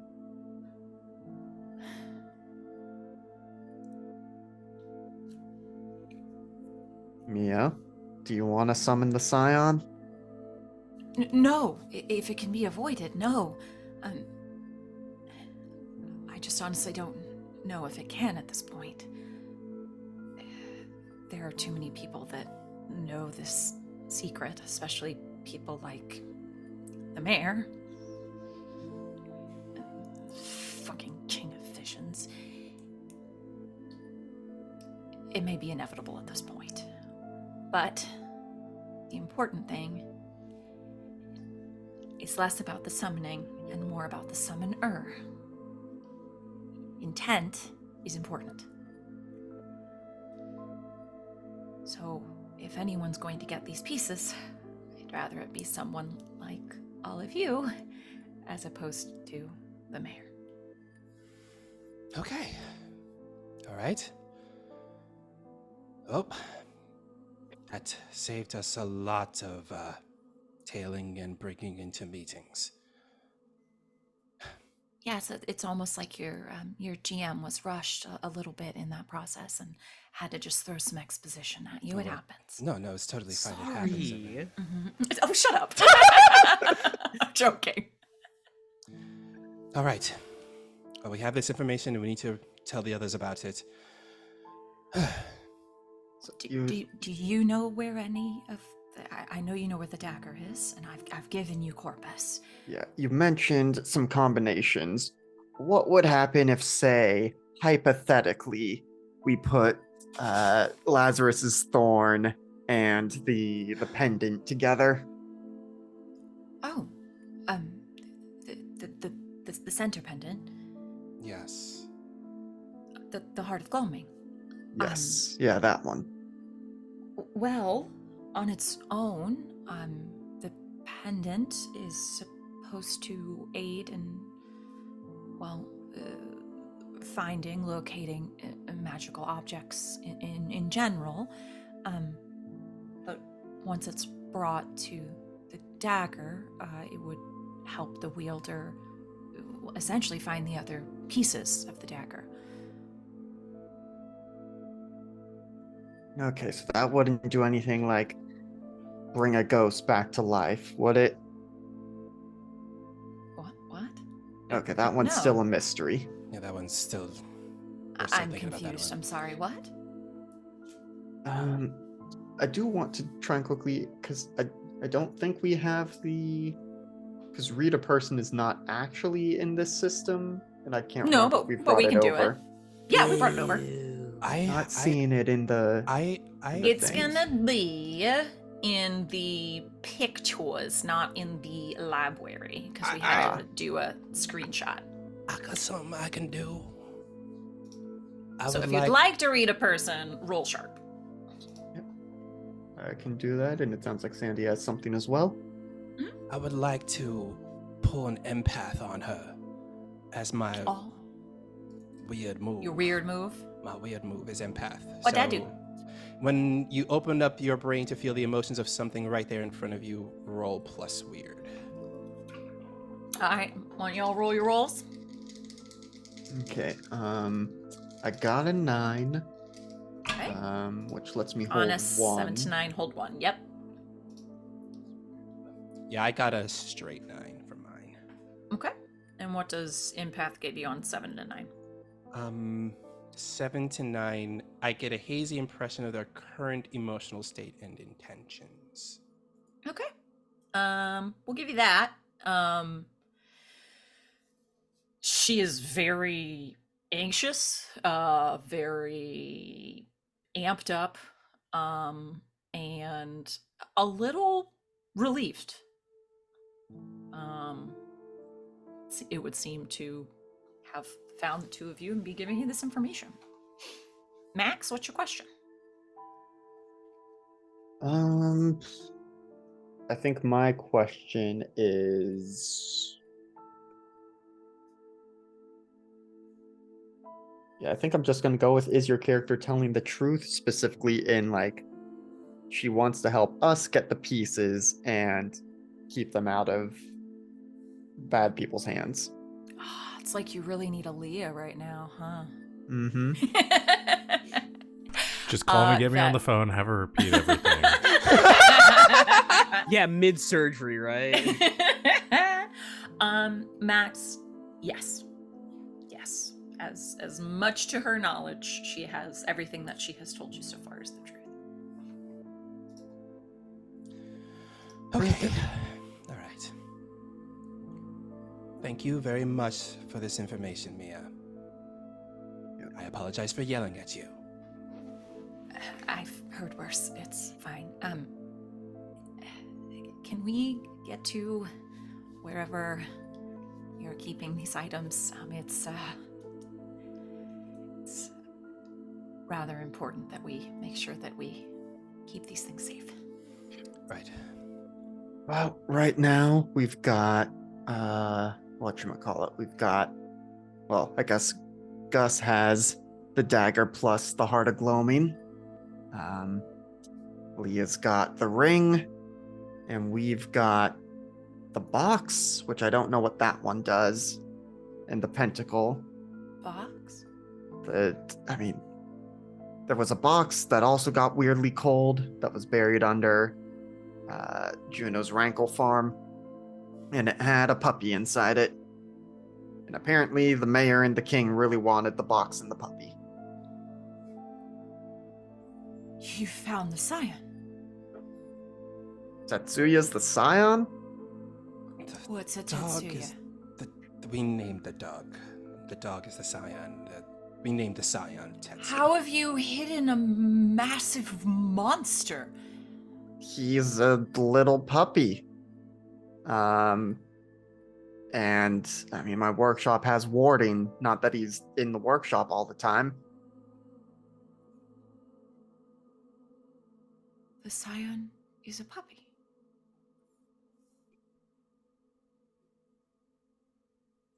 Okay. Well, Max, you take Mia to the workshop. Secure the items. I'm going to go to the hospital and check on the others.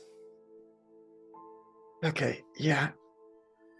Yep, okay. But we'll need... they've got half the Freeze's pieces that we have.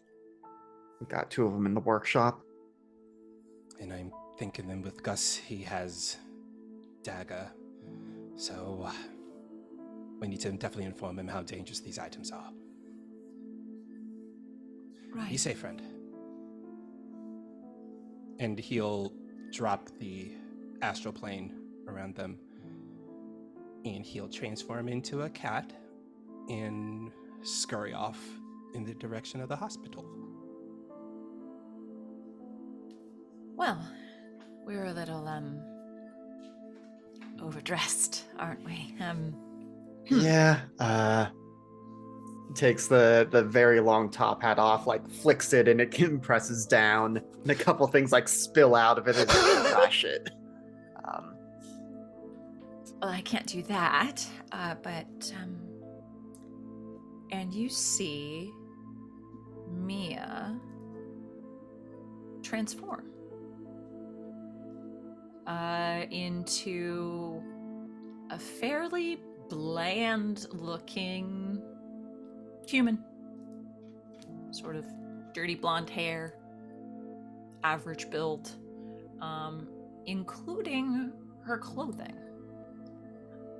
which turns into a hoodie, gray, jeans, sneakers, throws the hoodie up. Less obtrusive. Right, yep. Max will take off the jacket. I think he just rips off the ruffles at his throat. It's just done with this. It's a classic. Yeah, but it's scratchy. All right. And Shall we?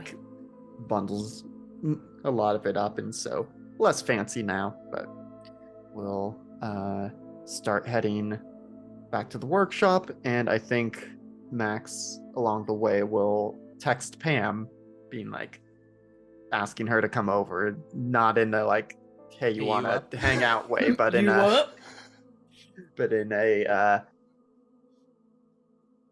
I guess says Juno and Leah at the hospital, please come to the workshop. All right. Are you sure you don't want me to go to the hospital and check on him? Sandy and Gus. Gus is with them. Sandy's on his way. I've got another party joining me at the house, so would appreciate extra set of hands. All right. I'll be there shortly. All right. When Max goes to check his phone, there is a text from Gus that just reads, "There's a body under the tarp." Oh yeah. Well, okay. Not the first time. Nor Yep, the first time at all. would I imagine the last.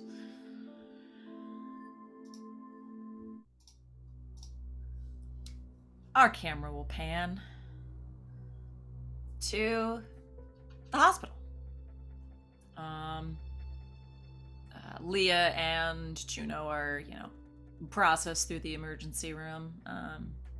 Where you don't need insurance, because everyone just gets fucking healthcare. Yes. Because this is our fantasy world. I think we've said that before, actually. Well, we've said that everyone is also a licensed therapist. Yes, Yeah, that as as- well. Like everyone, even the people in this group are licensed therapists. And you both get patched up. We'll say you can both go ahead and heal 2 harm, which if that brings you back over the threshold of back to stable, you may also stabilize.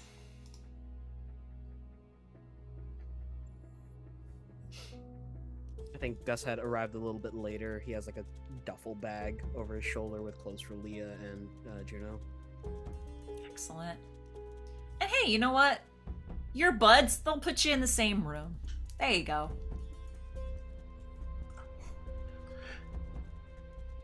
I guess you'd arrive, I would imagine, first as Juno and Leah are being taken care of, settled in, They're fighting over control of the TV.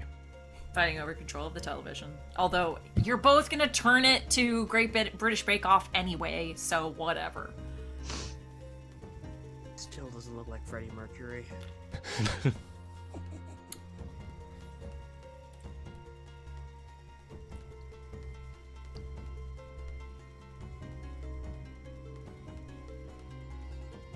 Just watching TV? Oh, I was waiting Watching. till everyone else showed up. Yeah. I was pausing until we could talk to everyone at the same time. Oh, does Sandy arrive then? Yeah, sure. We'll smash cut to Sandy getting in there too. Yeah, Sandy walks in as a cat and like hops up onto Juno's bed and does that little thing where cats do, like walks around in a circle and like just nestles up against her and just starts purring very loudly. Hey, Sandy. We really need to stop beating like this, you know that. I know. There's a little headbutt against her head. How you doing? I'll live. You can mostly thank Gus for that. I thank my lucky stars for Gus every single day. Don't let him hear I said that. I'm right hold on. here. I'm It's the one right that there. called the ambulance. Gus was just gonna leave you on the floor in Max's workshop. No, he wasn't. I did like most of the work. Yes, you did, Leah. You should have So- seen it, Sandy. Leah was a blur, like pure doctor, physician person. Fantastic. I knew one day she would just unlock her inner skills and perform the acts of a perfect physician. You know I can know when you're lying. You know, if anything's wrong, Juno, you can sue Leah for malpractice. She did That everything. seems like a lot of work. But I'll consider it. I know a good lawyer. He looks at Sandy. Sandy's like, it's true, he does. Okay, well, would you like a information dump now, or do you want to rest a little bit longer? Might as well now. It's not like there's anything good on. Yeah. And Sandy will relay all of that information that Mia gave them about how the dagger, the ring, the pentacle, and all these pieces fit together and how Tetsuya is the scion that that people are trying to summon. You were not kidding. No, So, it's not. what is this sign? Like, what's that supposed to do? That's a cool word and all, but what does that mean? That's the thing. It's all based on the intent of the person who summons it. I'm assuming that if the person has evil intent, it will probably destroy, or if someone has good intent, it could make things better. Who knows? But right now, it is a puppy inside of Max's home. Make what better? Like, that It's isn't like a genie. okay. Oh. Gus pulls out the dagger, looks at the hilt and at the heart of gloaming, looks to Sandy, Juno, and Lee and points to it. It's supposed to help me find the other items. Visions.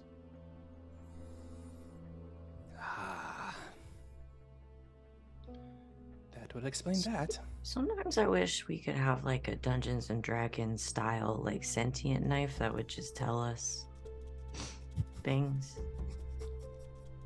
instead of visions.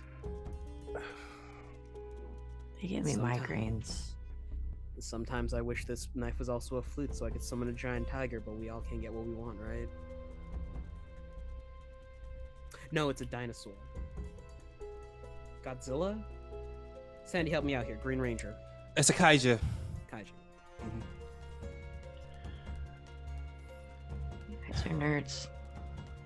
R.I.P. Tommy. Okay, so why we just like take all these and throw them out in the harbor? Well, we still No. need the other pieces before we do something like that. Currently, Mia is going with Max back to the workshop. Oh shit. Quick text. Is this when I get the text that there's a body under the tarp? That's when you get the text. So Tell him I'm sorry and I'll clean up the blood. I'll send Chauncey over to take care of the cleaning. Ooh, well. Ooh. Sandy, you get just a texted selfie from Chauncey as he's taken off his hat. Has it dipped in the blood like on the floor as he's wearing like a janitor's uniform. You see a couple people in the background like, you know, mopping up, and he's just smiling, doing a peace sign. Can he hold it up like a fish? Essentially, yeah. That boy ain't right.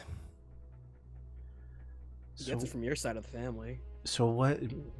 I don't understand what Mia's doing all that. Like, she's doing all this for the queen? No, it sounds like she was doing all of this for her own sake, to protect and secure these items so the Scion couldn't be summoned. But like, why? That we could not get out of her.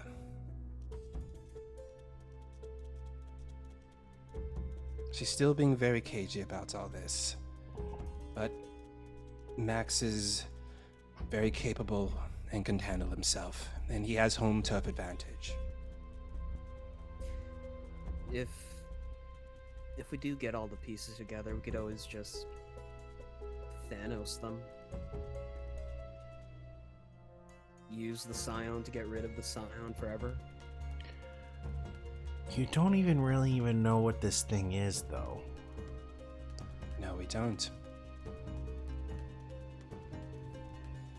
We'll have to find out what this Scion is exactly. She mentioned something about some ancient text that talked about the dagger. The dagger being the item after all these pieces are combined together. If we can find those texts, we could probably find out what the purpose of the Scion is. And you're sure Mia doesn't know? Didn't seem like she did. Didn't seem like it, or you didn't ask her? The second one. It's very difficult to get information around. Okay, fine, I'll say we really could have used your powers at that moment. I start to get the impression that there are a lot of questions that I would have asked that you didn't ask in this conversation. It was the heat of the moment. I was worried about both of you. Okay. Leah starts to sit up. Alright, I think it's time to check out. You going to bed? No, leave.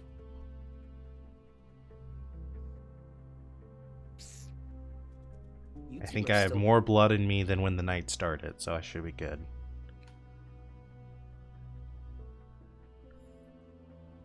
I mean, you two are still pretty beat up. Well, we're think you not two gonna should- get any more beat up sleeping in our own beds. Not if you do it right. Only with consent. Yeah. I'm sorry, I might have 3/4 somebody else's blood in me, but it doesn't make me not me. I'm also pretty sure that juice box was expired. Gus, you're the last person I'm going to next time I'm dying. I said hospital, and you took me to Grandpa Max's workshop and gave me a We juice got box. a fucking note that said the panic room. I'm just doing what I'm told. In my defense, I thought I was gonna beat you there.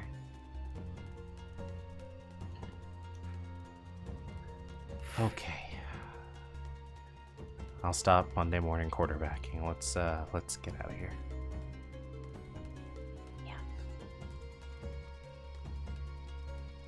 Huh. Yeah, I guess is gonna stand. So do you want to go through the admission process or dismissal process, or do you just want to get out of here? But Actually, we no, should that check was- out so they don't think we're AWOL.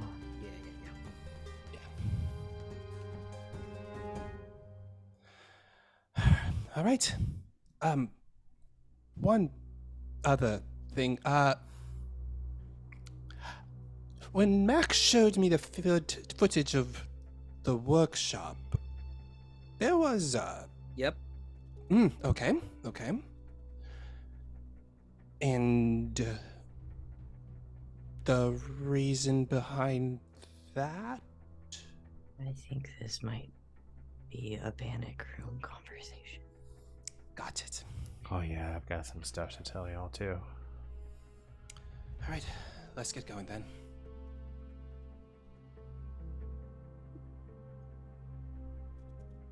Dad, can you come get us? I'm already at home.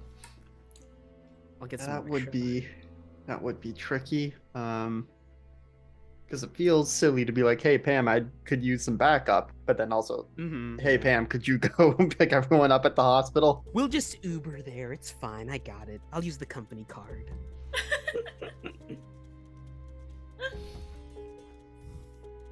Declined. Sugar. Checks accounts. Leah! Leah's already heading towards the train as she sees him get out of the card.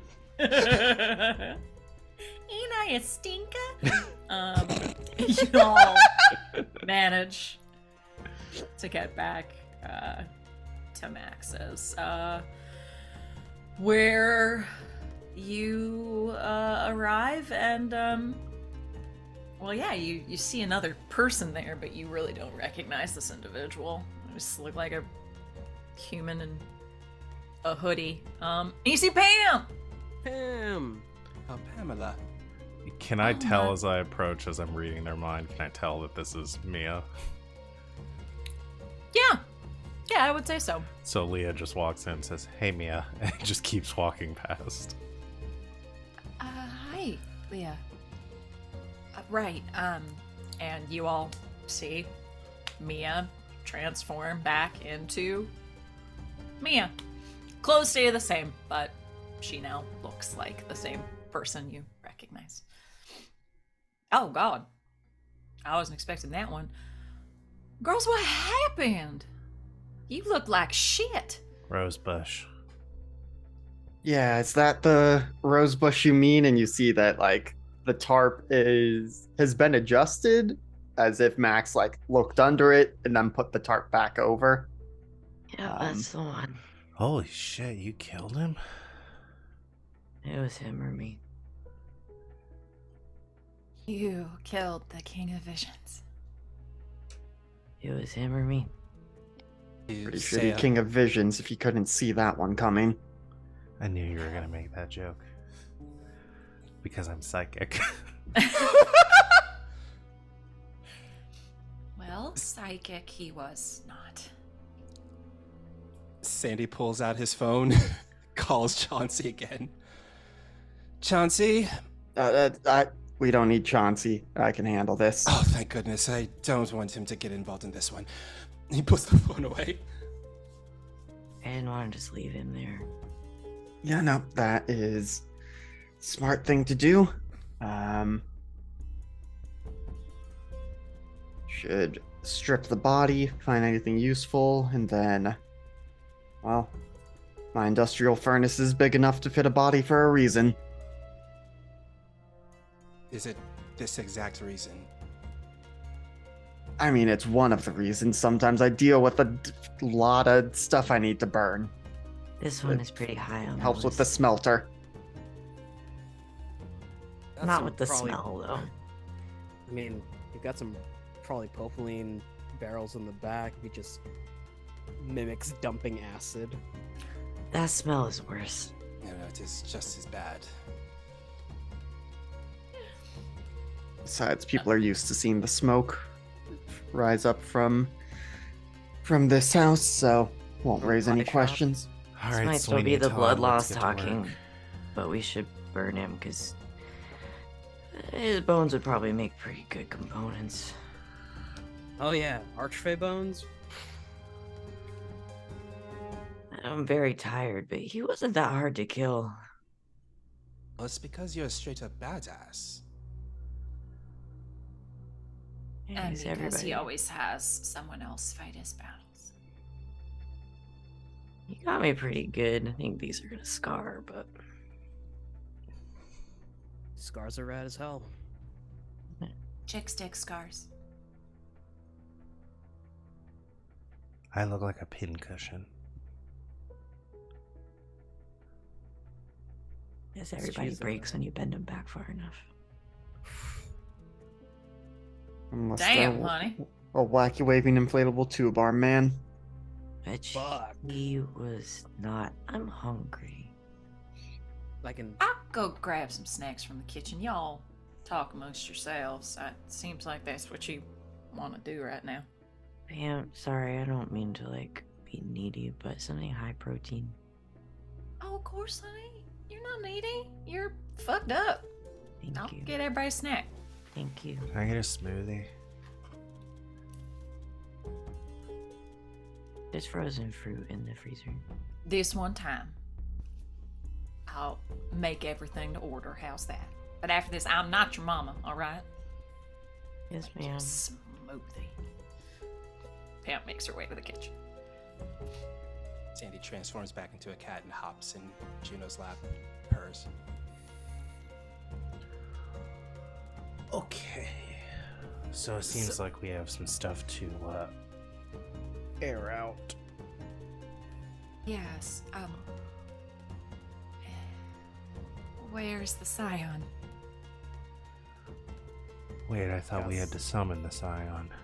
Gus puts 2 fingers in his mouth and just does a low whistle. Yeah, probably like as Pam left to go into the kitchen, Tetsuya was like at the door pawing to get in. Oh no, I pick up Sandy. He like just like Sandy just glares at Tetsuya when he gets picked up. Hi, buddy. Hey. Wait, Come here. Tetsuya's the Scion? Hi, baby. Come on. Come in. That's a dog. Yes. Right. Which you found In a box. in the box, which In the box. Max would have pulled out all the artifacts and like has them spread out and none of them touching, but like the ones that we have. So I guess that would have been the box and the pendant. Mm-hmm.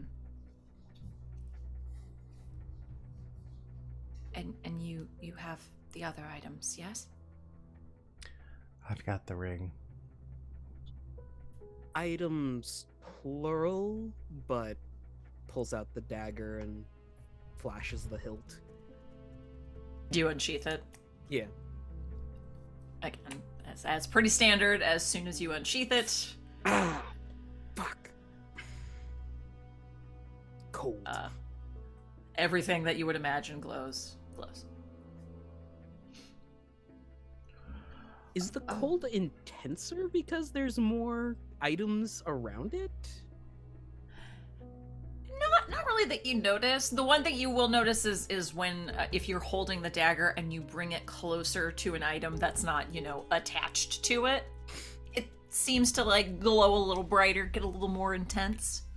That's But not more. just generally in the room. It's just glowing. Oh my. Okay. Wow. All right, Mia, I've got a question for you. Of course. What the fuck is the scion? I don't know much more than you do, honestly. Then how do you know all this stuff? By reading some very, very old texts. Practically papyrus. Just for fun? Not exactly for fun. Okay. Where were you reading these texts? And why were you reading these texts?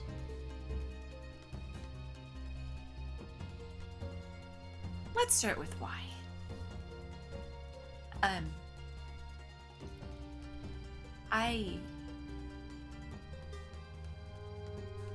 I had previous dealings with Raven.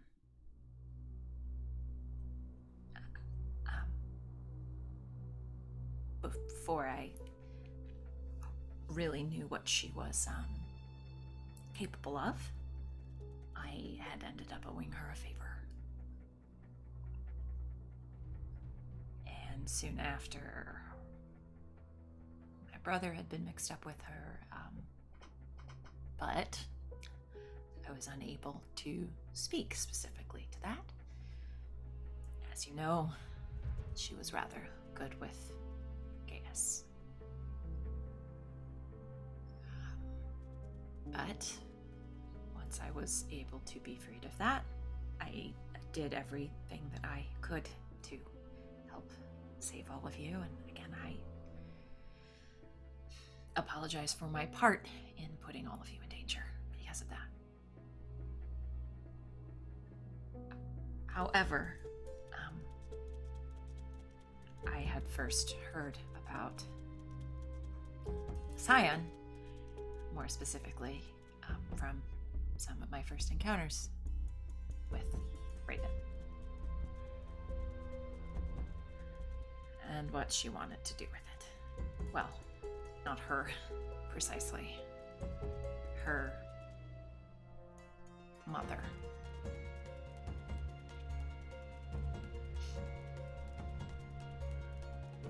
Capital M mother?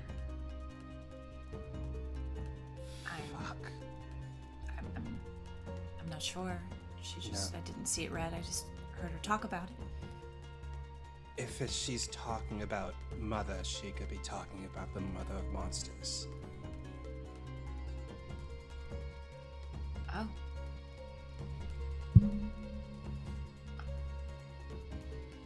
Oh.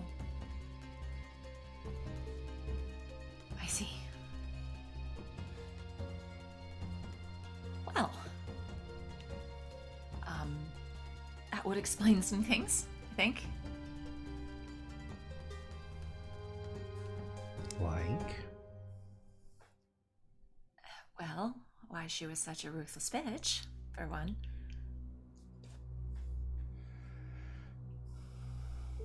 Yep, that would So. explain a lot of things. thought this was more of a familial thing and not a yet another powerful ancient being thing. Right.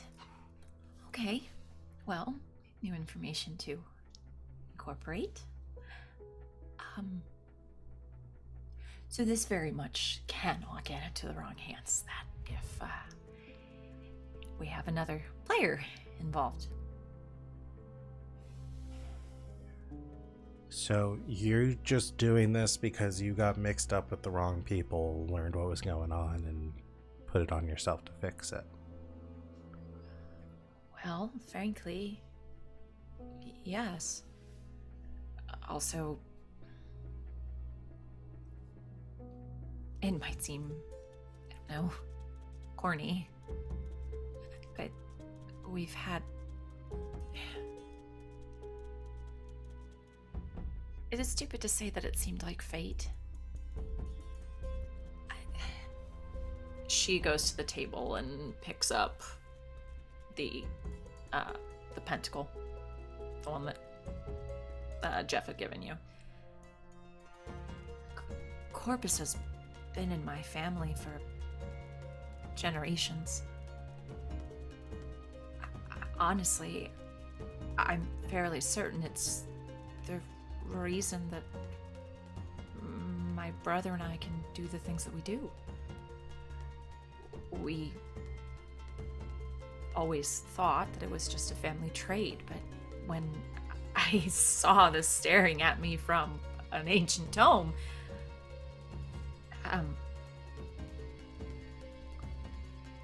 Corpus itself gives its wielder the ability to, well, change form. So this is what turned your brother into a turbo team. You know, the Turbotine part is pretty special. Jeff is the first car transformation that we've had within the family. It's generally animals, or I can change into many forms, actually. But yes, I would suspect, given this magic being held in our family for so long, might have something to do with that. I can't believe our DM actually made the turbo team a plot point. You're welcome. All my wishes have been granted. I can die now. Please don't. It worked really hard.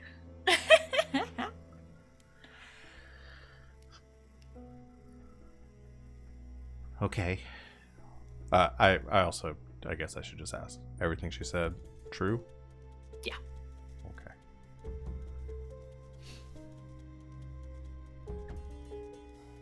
So, should we take what we have and start slapping it together? Or should we get the other bits first? I haven't read anything to suggest that it would be a bad thing or dangerous to do so, except the final piece. So what are all the pieces? Right now we have 6 accounted for. And we need 7? 7. Is the 7th one love? No. No, it's the friends we made along the way. Because if it turns out to be Naturally that. love, I'm out. Okay. No. Well, you have the dagger itself. You have the pendant, which you've already placed, I see. We have Corpus, the pommel, the pentacle. And you have the ring. You need the 2 pieces of the crossguard.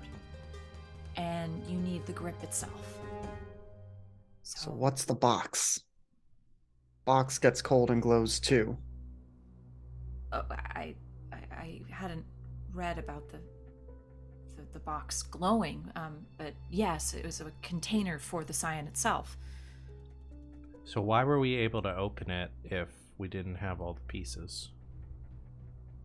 Well, it can really only be opened by the wielder. Box. I'm sorry? I touched the box initially. So Gus is the wielder then. It would make sense since, you know, I was dead at some point. I ask, were you killed by Lazarus's thorn? No, it's a little hazy, but like he'll pull his shirt aside and there's that long scar going down his chest. Well, that clears up a couple of theories by ancient scholars. Some thought that the way that the texts were translated, some thought that the wielder was someone that killed with Lazarus's thorn, whereas others thought that one that was killed with it would become its wielder. So I think we have our answer now. So, do we think whoever's the one that killed Gus was going off bad information then? I mean, if they killed you with purpose, with a very particular weapon, yes. My assumption would be that they killed you in order to become the wielder of the thorn. I think I know who that might be. What?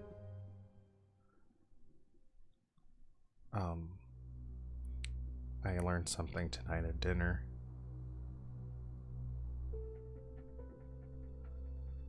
The lady doing security. Liz. She's an angel. And I got a pretty good indication that she's the one that killed you and Sam. Or at least that she was involved in some way.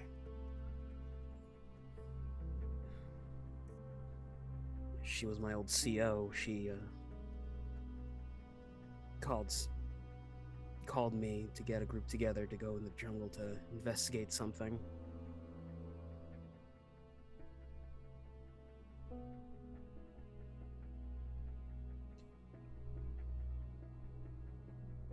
Motherfucker.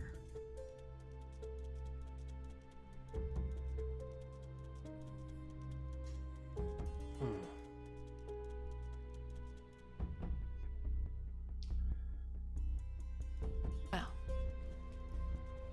a lot of revelations here.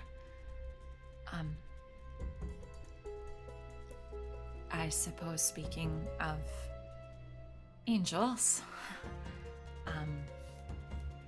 unfortunately, it seems like it's a touchy subject. We may have to utilize a connection with just one more in order to get where we're going. Where are we going? Well, to the moon? I'm sorry? Sorry? Excuse me? We are going to the Order of Eileen's libraries.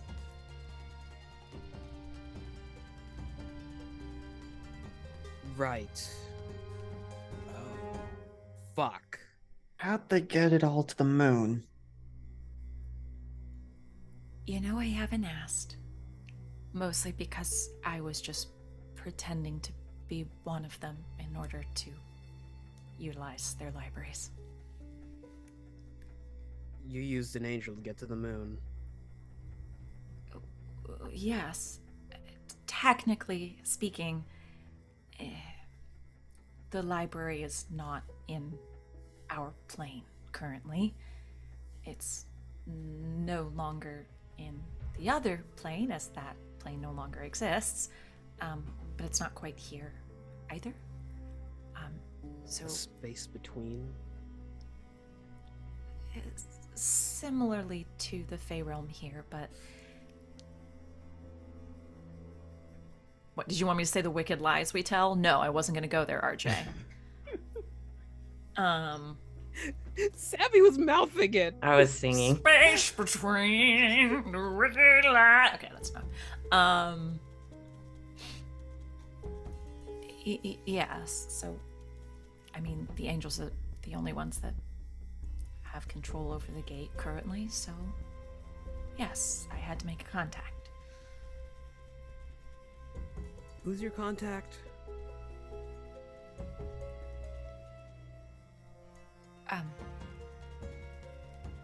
I don't know his full name. He goes by Cam. Son of a Fucking fucking bitch. knew I it. knew that's Bitch. what you were Knew gonna it. say, and I didn't want you to say it. And I'm so angry right now. And at that reaction, I think it's safe to say we'll wrap things up. Or the Boy. No. Gosh darn it. I was gonna say something about it as soon as she mentioned angel contact, but I didn't want to speak that into existence. You didn't need to. I You didn't thought need it, that to. was enough. I thought it. I was like, no, it can't be. No. We were all thinking it. I had to. Come on. Thoughts made manifest. See this little gift? It has a neat Secret. little bow on it. Secret. And the bow is made out of red string from my corkboard. Thank you all so much for hanging out with us. Chat's asking, did you though? Yes, chat, I had to. Thanks for hanging out with us. We're gonna go around. Please tell us your star, your wish, and give us a good old bond point. We'll start at the top with Val. Okay, hi. My star.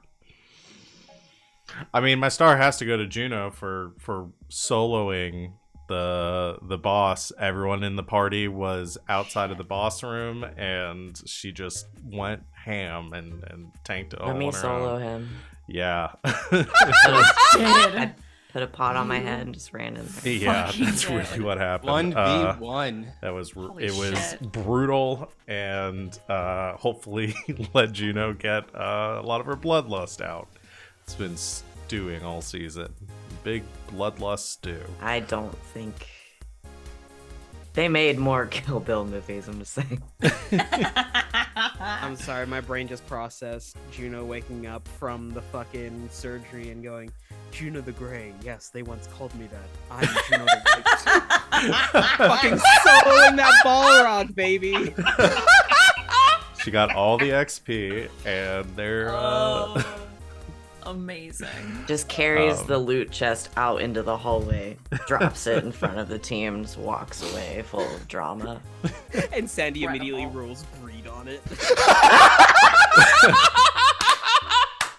Well, if no one else is gonna do it, I'm gonna do it. Someone always does it. Amazing. so yeah, that's Thank my you. star. God. I guess my wish is for this whole situation with Cam to hurt as much as I think it's gonna hurt to get him involved in everything going on. To hurt as much as possible. Excellent. I think we can make that happen for you. Yeah, and then my bond. Oof, that's tough. I'm actually gonna go with Sandy for it. And here's my reasoning for that. Because I gave my bond to Did I give my bond to Juno last time? I think I gave my bond to Juno last time for saving me. Yes, to Juno and Puno last time. Were your stars, so I'm assuming that's where they went. Okay. Hey Val, guess what? Did we That's level? 3, baby. Did we hit it? That's 3, baby. My reasoning 4 is the for it rollover. in justifying to it go. is immediately after when they had that conversation, Jim put or when Sandy pulled Leah in, Leah immediately was like, "We got to go help Juno and stuff," which I feel like is again continued character growth for her. So yeah, that's my on. Do I get the XP or does Sandy get the XP? If you roll over, so you're giving the point to Sandy. So, Okay. yeah. And then if Sandy rolls over, then Sandy gets Gets the the- left point back. The left Yeah. point back. That's right. It wasn't XP. It was the left point. Gotcha. Cool. Yeah, that's me. Awesome. I went back and forth, but I think my star for Leah tonight had to go to having the fucking gall task Pam to make you a goddamn smoothie. Quite possibly the most Leah thing ever. She's grown, but hasn't changed that much. Exactly. She's still Leah. I enjoyed it very much. Thank you, Val. Van. That's me. Hi. My star is going to go to Max. One for just the whole, I don't know, the whole conversation with Mia was just like so interesting to me.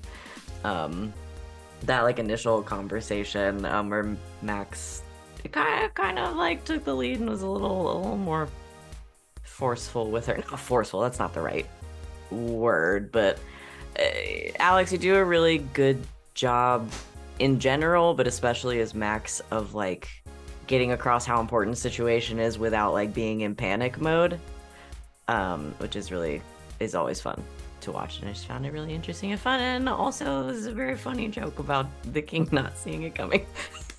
So that's my second star, and they both go to you. My wish is, man. See, now I've just got the bloodlust. I want to fight. I want to just fight. Juno tasted blood. She tasted blood. Right. I want Juno to 1v1 the God. The moon. moon. Moon, yeah. Because 1v1 if she can mom. beat the moon, then she can become the moon. And that's basically like being God. No. She wants to talk to and perhaps kill, at least fight, the angel that sent Gus and Sam into the jungle. Fight Liz. You gotta get in line, honey, because like I. Oh, you also- can help. Yes. I love it. Do you want to talk to her, but Damn it. only wanna in a talk. dramatic lead up to I do want to murder you. Murder. I just want to talk to her. I just want to talk to her. I just want to murder her. Just What's her wanna talk. address? I just wanna wanna talk. I just want to talk. I just Just want want to to talk. talk to her. Just want to talk to her. Stabbing her in the face. I just want to talk. I just want to talk. I just want to talk. I don't have a Snap knife. in spine. Claws. I Stab. claws. I have She has claws two. and teeth and a gun. She has 2 guns though. That's for sure. The Shooting her in the three face. That's another I just first. want to talk. I just Claws, want to teeth, and talk. gun. I just want to talk. I just want to talk. I mean, my star had to also go to the God.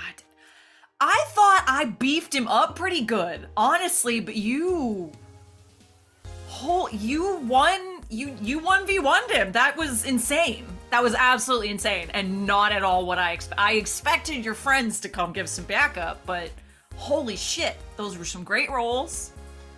Damn. She is, I really love that they didn't. she is the Brute Squad. Juno's They the Brute didn't Squad, need you know? to. She is the Brute Squad. Oh, so good. So friggin' good. Did you give your bond point? No, Gus. Gus. I think it's Gus. So here's the weird thing, right? I've also hit 4 now, so we have to do a double bond scene. You guys have to do a double bond scene. Good. Wait, hold on. We'll flashback and we'll do it as something at the hospital. We're First literally fucking doing thing. it next week. We have You're to. doing We have it to. next week. We're flashing back to y'all in the hospital. I That's the mean- only time you're gonna get any time by yourselves. If Sandy gives his bond to me, we could have a triple bond scene. Because I would also roll over on Sandy. Hey, no metagaming. All right. Oh. That's a me. Awesome. Alex. Oh gosh. I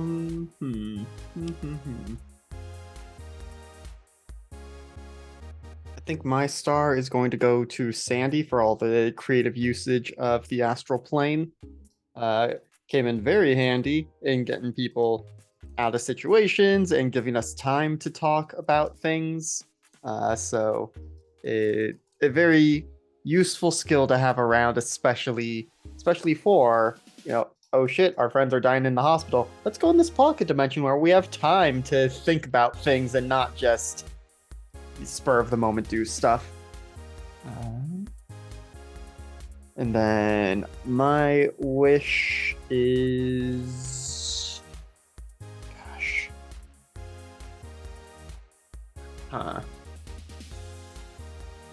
Right now I'm operating under the assumption that if we get all the dagger pieces together and can summon the Scion, that we get to do a Dragon Ball style wish, essentially. And so It's my kind of what wish... you're gathering. Yeah, but my wish is to know what everyone else's wish would be. Though I also don't want us to really discuss it ahead of time and metagame who ends up making the wish. So eventually I want to know what everyone would have wished for, and then we'll just have to see in the moment who It turns out narratively that should make the wish. Our wishes throughout the entire season have been the wishes that will be granted by the Scion. Every single one of them. It turns out the wishes that we would have made were the friends we did make along the way. Oh, there it is. Hey! There we go. It's all coming back. I'm done. And then Bond Point is going to go to Sandy as well, because he got to see, got to see Max, actively reprioritizing things of, okay, Leah's in trouble, but Gus has her, and so we still need to find out what's going on with the mayor, and then be like, oh shit, everyone's dying, fuck the mayor, we're going and doing this now. So yeah, for that, I think we can all pretty much say fuck the mayor now. Yeah, pretty much. I think we need a new mayor. 100%. And then some... I nominate election Max season's for coming up. mayor. Max for mayor! Oh god. I'm here for it. Let's see. And then we're gonna do some... So we're nearing the end, so I'm gonna start doubling up on dad jokes. So first... Do it. What's blue and not very heavy? Light blue. And then... And the second! For our eternal, please sponsor us, thesaurus.com. What does a thesaurus eat for breakfast? A synonym roll. I like that one. I did actually like That that one's one. nice. That one I I- liked. That's enjoyable. Does it have I'ma alphabet use that one soup tomorrow. for lunch? Oh, all right. Anything else for you, Alex? Nope, that does it for My- me. I mean, my star had to go to that fantastic one-liner about the King of Visions not seeing it coming. Also, deflating your Doug Dimmadome hat and having a bunch of shit fall out of it was also extremely entertaining for my cartoon brain, so thank you for that as well. Much obliged. RJ. Hey everybody, RJ here. Catch me at rjustice282 at Twitter and Twitch. Stars and wishes. There's a lot of discourse right now on Twitter about Twink Death, but fucking Juno really showed us what was what with snapping that guy's That's back. Twink Death right That's there. Twink Death. Yup. So start a Juno.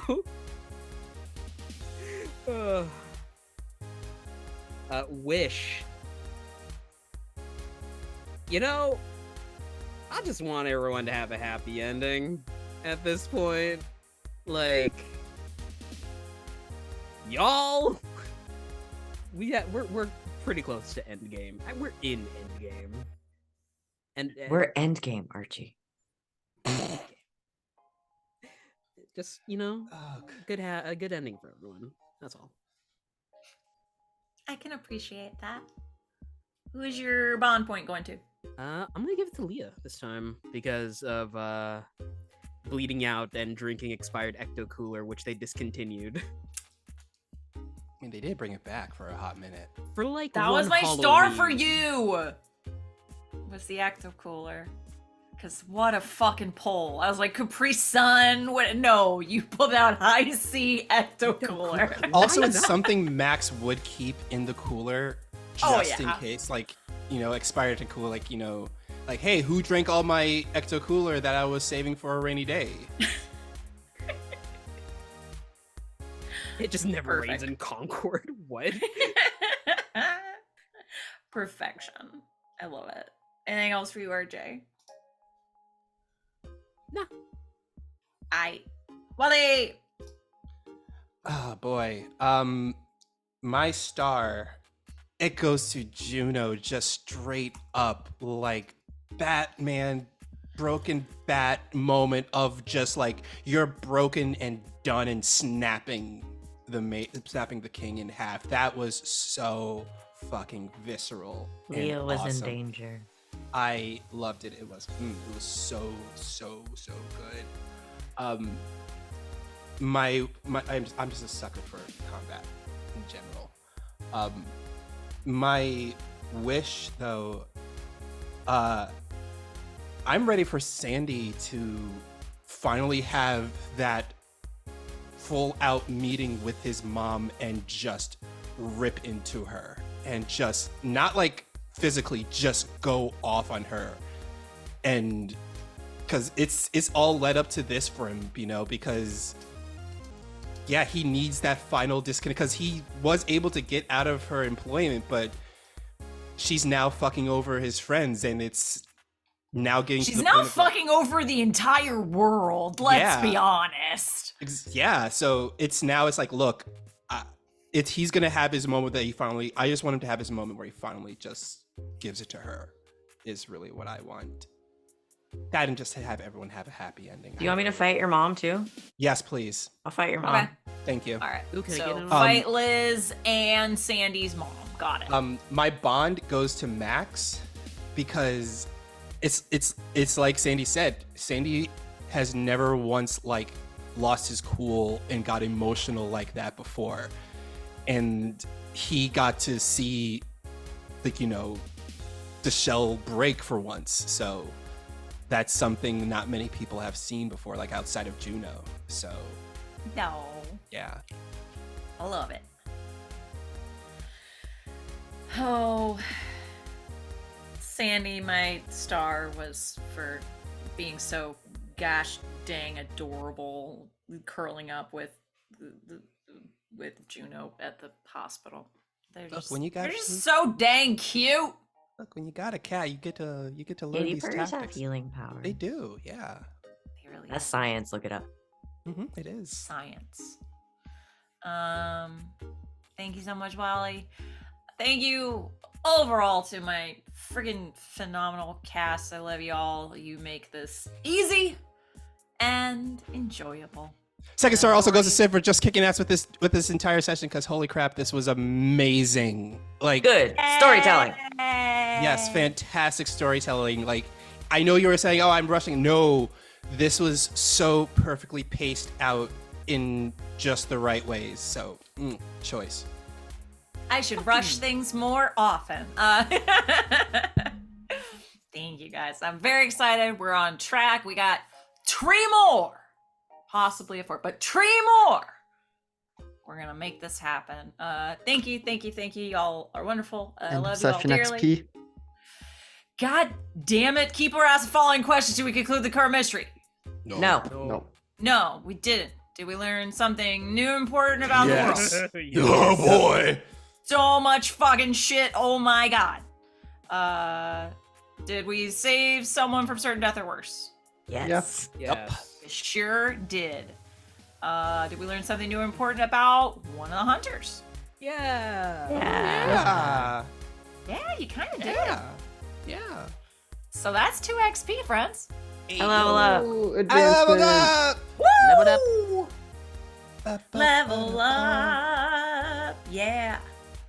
Oh yeah, and make sure we had a couple failures. Make sure you took your XP for those. We had a few. Okay, we did it. Thank you for reminding me. Always just yell at me. I'm off my meds. Thank you for joining us. Thanks for joining us at the tail end, right? It's true. What? I can say it. Thank you for joining us at the end, Raiders. Come on back and hang out with us next week. We'd love to have you. Three more of these, friends. We got three more. So we will see you next Thursday, same time. And yes, please join us on Saturday for our double feature of games that Val and Van run. But until next time, a good game and good night, Internet.